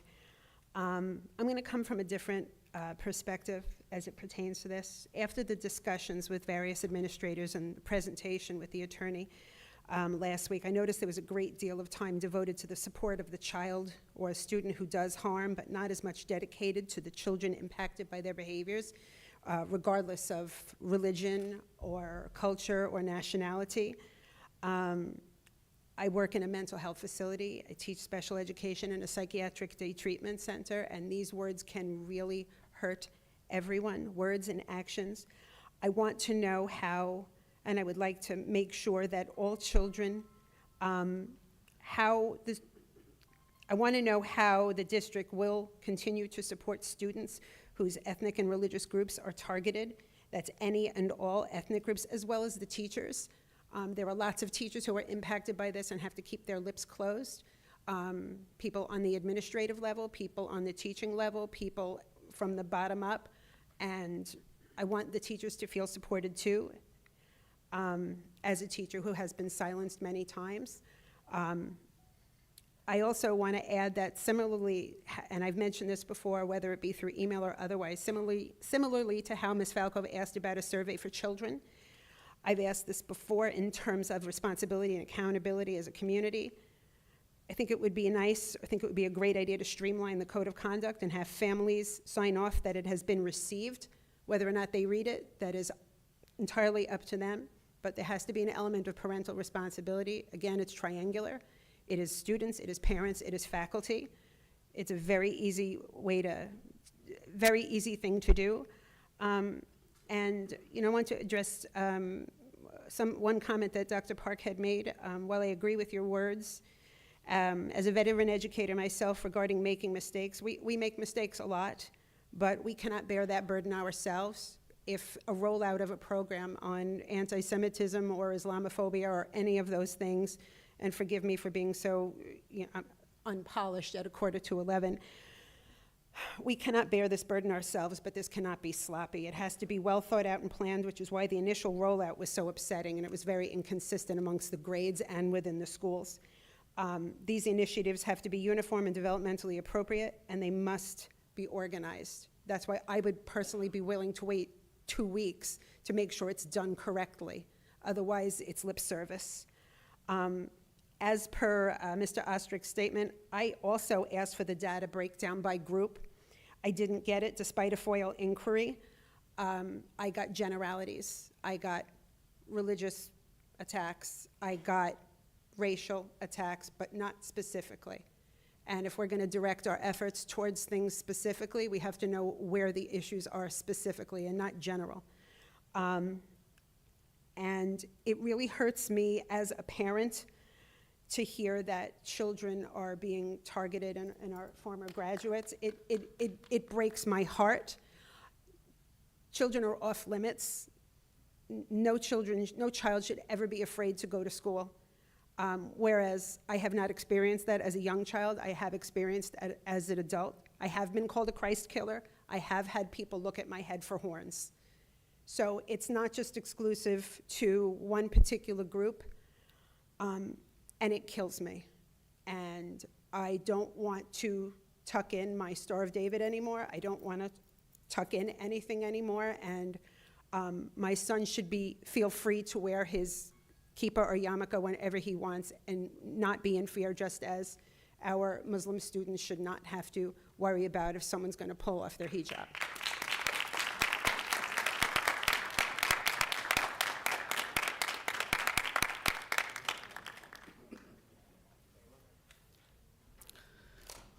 Hello everyone, my name is Naeem, and I have a daughter in 11th grade, and my son is graduated 3 years ago.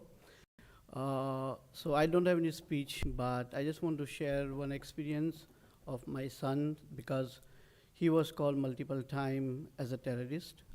And he mentioned me one time, it was really strong during that political events just before the election.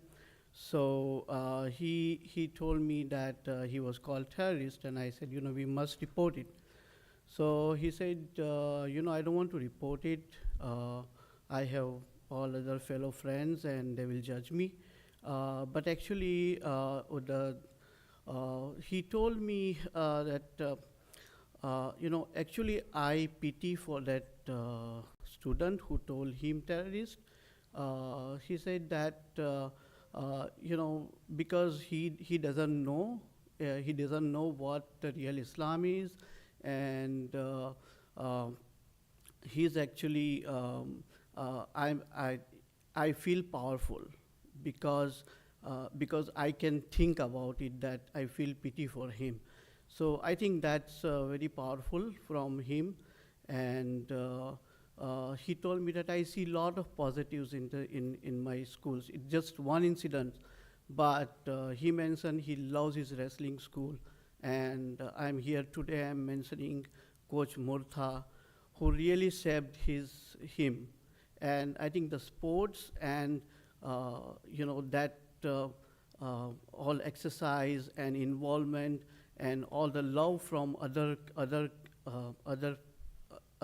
teachers, especially teachers. When it comes from the teachers, it makes a huge difference. And I must say, it changes his attitudes, his life. So I think as we are talking about the task force, we should consider somebody from that background where they really make some impact on the kids. So that's what I wanted to say. Thank you very much.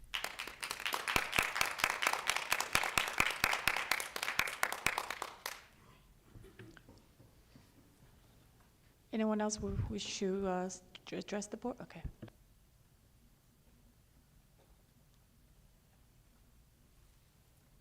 Hello, everyone. My name is Michael Goodman. Thank you, everybody. Someone said earlier, I'm not sure which one of you said, confronting hate requires bravery, and that's what we're doing. We're starting a process. I really appreciate you taking this serious and doing your best to keep our kids safe. My heart goes out to everyone who is experiencing hate right now. Some of the things that have been said tonight have opened my eyes. I'm Jewish, and I didn't really truly understand the Islamophobia going on right now, or the Muslim hate, and I'm sorry to everyone who's experiencing that. No one should have to experience hate. It's terrible, no matter how it comes and how we see it. In an effort to be inclusive, I feel it feels like, and we're doing it for the right reasons. We're not calling out the immediate reason we're here, which I wrote down anti-Semitism, but now I see it's also Islamophobia. That seems to be the immediate need, and we're kind of masking it or trying to be inclusive by saying anti-hate, anti-bias. That is a long-term goal and should remain a long-term goal, but we do have an immediate need, and that need needs to be addressed fast, swiftly, robustly, and at the same time thinking about the long term, which is all the other types of hate and how they come. So I just want to make sure that the board takes aim at focusing on the immediate need versus the long term. Well, I don't want to say long term, but longer term construct of the anti-bias, anti-hate for the community. Let's see, I wrote a couple things down while I was here. The group should consider building processes that can create flexibility and timing based on world events and local events. Over the course of a year, some things will happen that you need to pay attention to. And lastly, we talked about anti-bias, anti-hate. We should also be talking about pro-culture, pro-life. Teaching everyone and the kids about the different cultures will bring everyone closer together, not just about why they hate each other or how hate comes out. So we should be focused on teaching about the cultures, teaching about the holidays, teaching about what makes us unique and different, but also the same. Thank you.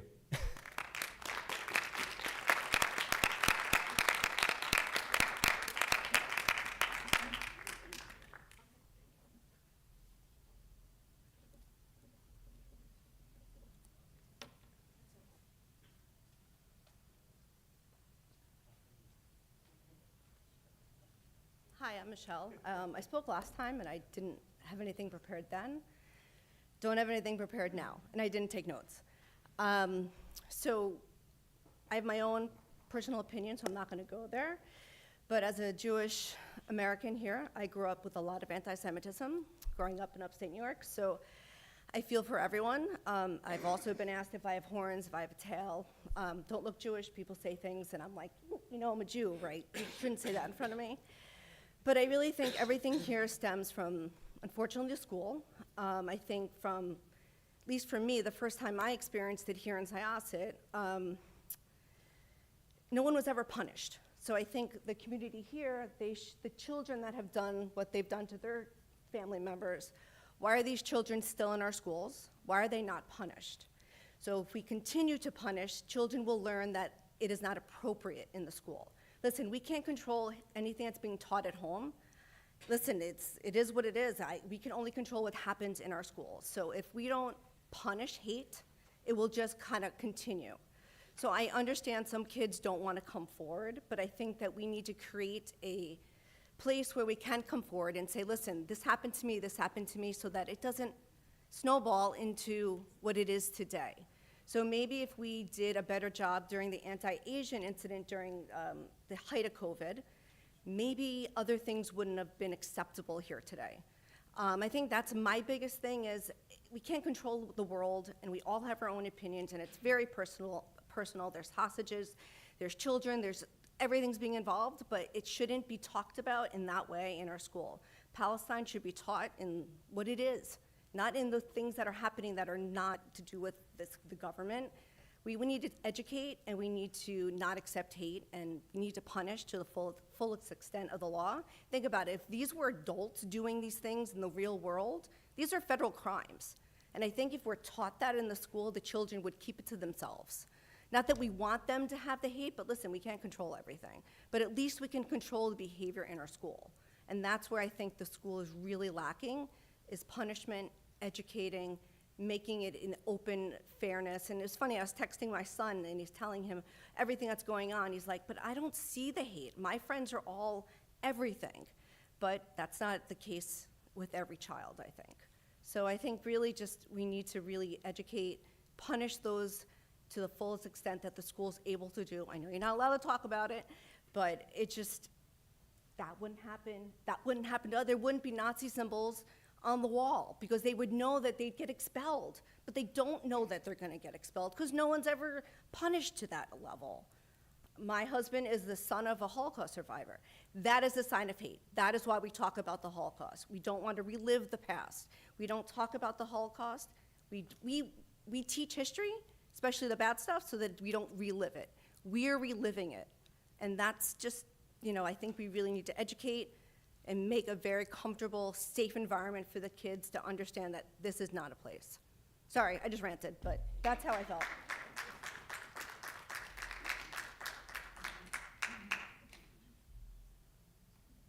All right, going to bed. Good night. Okay, do you have more wishing to come up to the podium?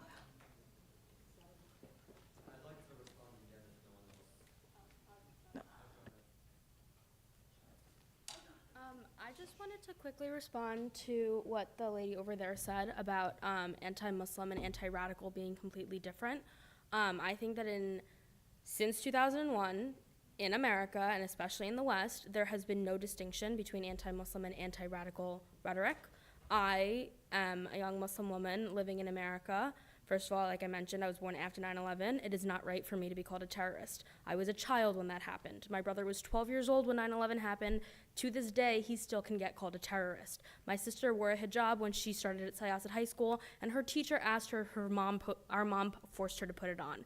That is not anti-radical behavior, that is anti-Muslim rhetoric, and the fact that someone can say that, anti-Muslim rhetoric is separate from anti-terrorist rhetoric, it's not. Me being called a terrorist is anti-Muslim, and that's it.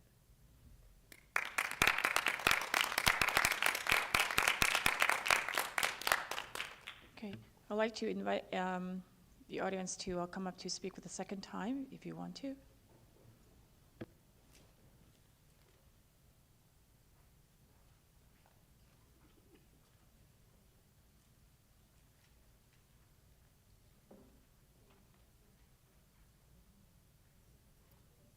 So in my initial statement, I mentioned that the only incidents I had personally heard about were anti-Semitic in nature, which is true based on my personal experiences.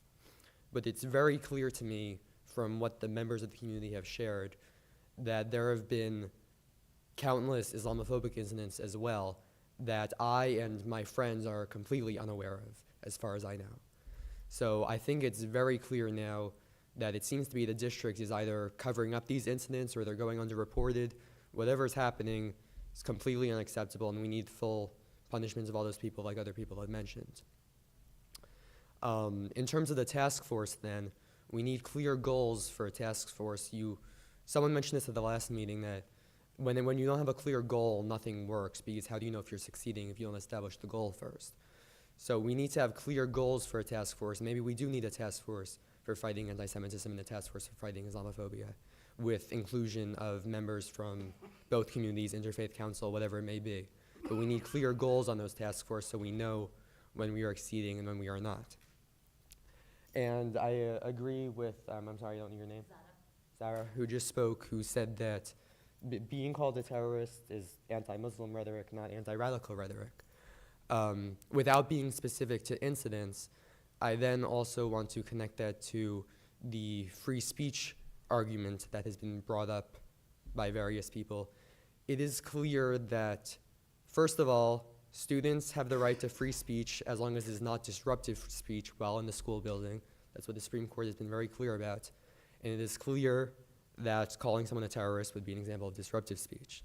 That would not be allowed. Similarly, again, without being specifics to people, I believe the multicultural fair incident was mentioned, and that student ended up being suspended. What occurred there, and what I've heard from people trying to defend it as free speech, when you are directing obscenities at a group of Jewish moms who are handing out food at a multicultural event because of action. Excuse me, you can only talk about generalities, nothing specific, please. Okay, I will try to revise my statement to be general. It is clear that Jewish members of the community who have been targeted have nothing to do with the conflict in the Middle East, and therefore targeting those members of the community specifically because they are Jewish would be an example of an anti-Semitic incident, and anyone who targets Jewish members of the community, just like anyone who targets any other minority group or any other group of the community because of who they are, totally unrelated to events going on in other parts of the world, need to be punished to the full extent possible.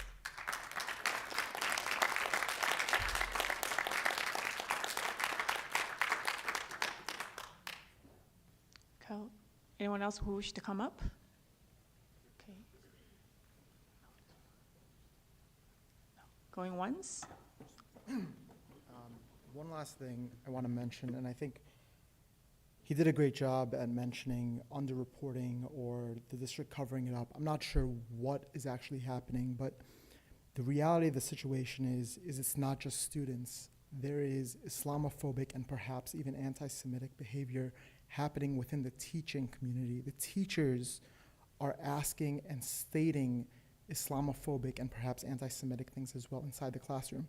Now, I've talked to someone in the district, and I'm not going to name who, and they mentioned, well, if something does happen, the students should bring it up to the principal's attention, and the principal will verify it, and if that happens, there will be consequences. Now, think about it. If you're an 11th grade kid who's applying to college next year, and you have your AP US history teacher saying something to you that's Islamophobic or anti-Semitic or anti-Asian, you're going to think 1,000 times before bringing that up to the principal. You know that at the end of the day, these teachers are people. You know that they're not going to judge you just based on your exams. There are other things that are subjective. So what I would urge this anti-bias task force to think about is how to ensure that all of the incidents that happen in the district, whether it's a teacher, whether it's a student, whether it's administration, make sure they're reported. Just like in the workforce, there's human resources, and then there's your boss, right? I'm not saying I have the answer. All I'm saying is we need to think about ways to ensure that our reporting is accurate. We need the data. And I think, Ms. Falkove, it was you who mentioned something about anonymous surveys. I think that's a great idea. As I said, I don't know what the answer is, but I do know that we have a problem and it's underreported. Thank you.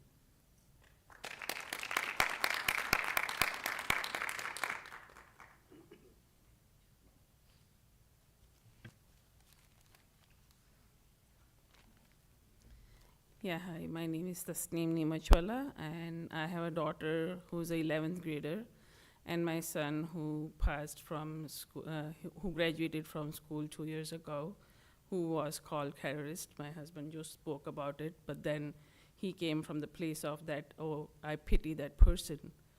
My daughter, who's also a Muslim, and she also has mental health challenges, she really struggles in school to even bring up this topic because she thinks she will be judged not by just her friends, but her teachers, as well as if she even mentions Palestine, or even humanitarian efforts, if she mentions about being diverted to Palestine, or talks about the occupation of Palestine, she will be considered anti-Semitic.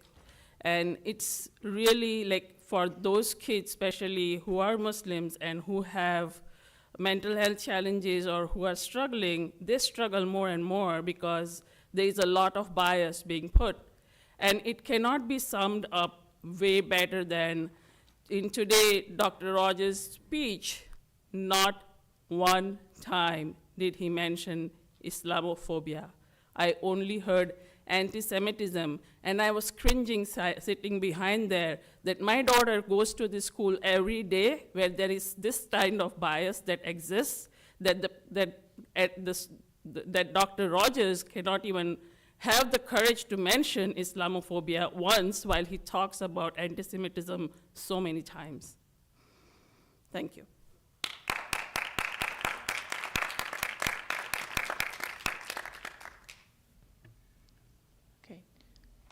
Any more members who wish to come up to the podium?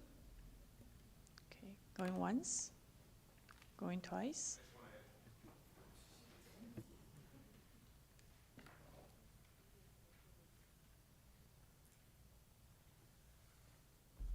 Sorry, I forgot to mention this the first time I spoke. I got a little emotional, but everyone's talking about, like, you know, Muslims not being equal and Islamophobia being a problem. I think you guys got the message. We don't have to go over it. But like the Muslim community, they're in Syosset High School, they're out and about. To my knowledge, the senior class president this year is Muslim. To my knowledge, the captain of the football team that just made the Nassau County Championship game is Muslim. To my knowledge, the captain of the basketball team is Muslim. These are, you know, pillars in the school. These are leaders. These are elected captains by their peers to lead. So if they're good enough to be, you know, in a leadership position among their peers in school as senior class presidents and as captains of teams, I think they deserve the same rights as all the other students. So I think it's up to this board to, you know, really leave tonight taking it seriously that, you know, you've heard from a lot of people, there are a lot of issues, and, you know, I don't know where you're gonna start, but anti-Semitism, Islamophobia, but things are happening in schools that's affecting the community and the kids. And like I said, the Muslim community, they're given their part of, they're not hidden, you know what I mean? They're large, they're large in numbers, and they give added value. So I think they should be treated equally as well. Thank you.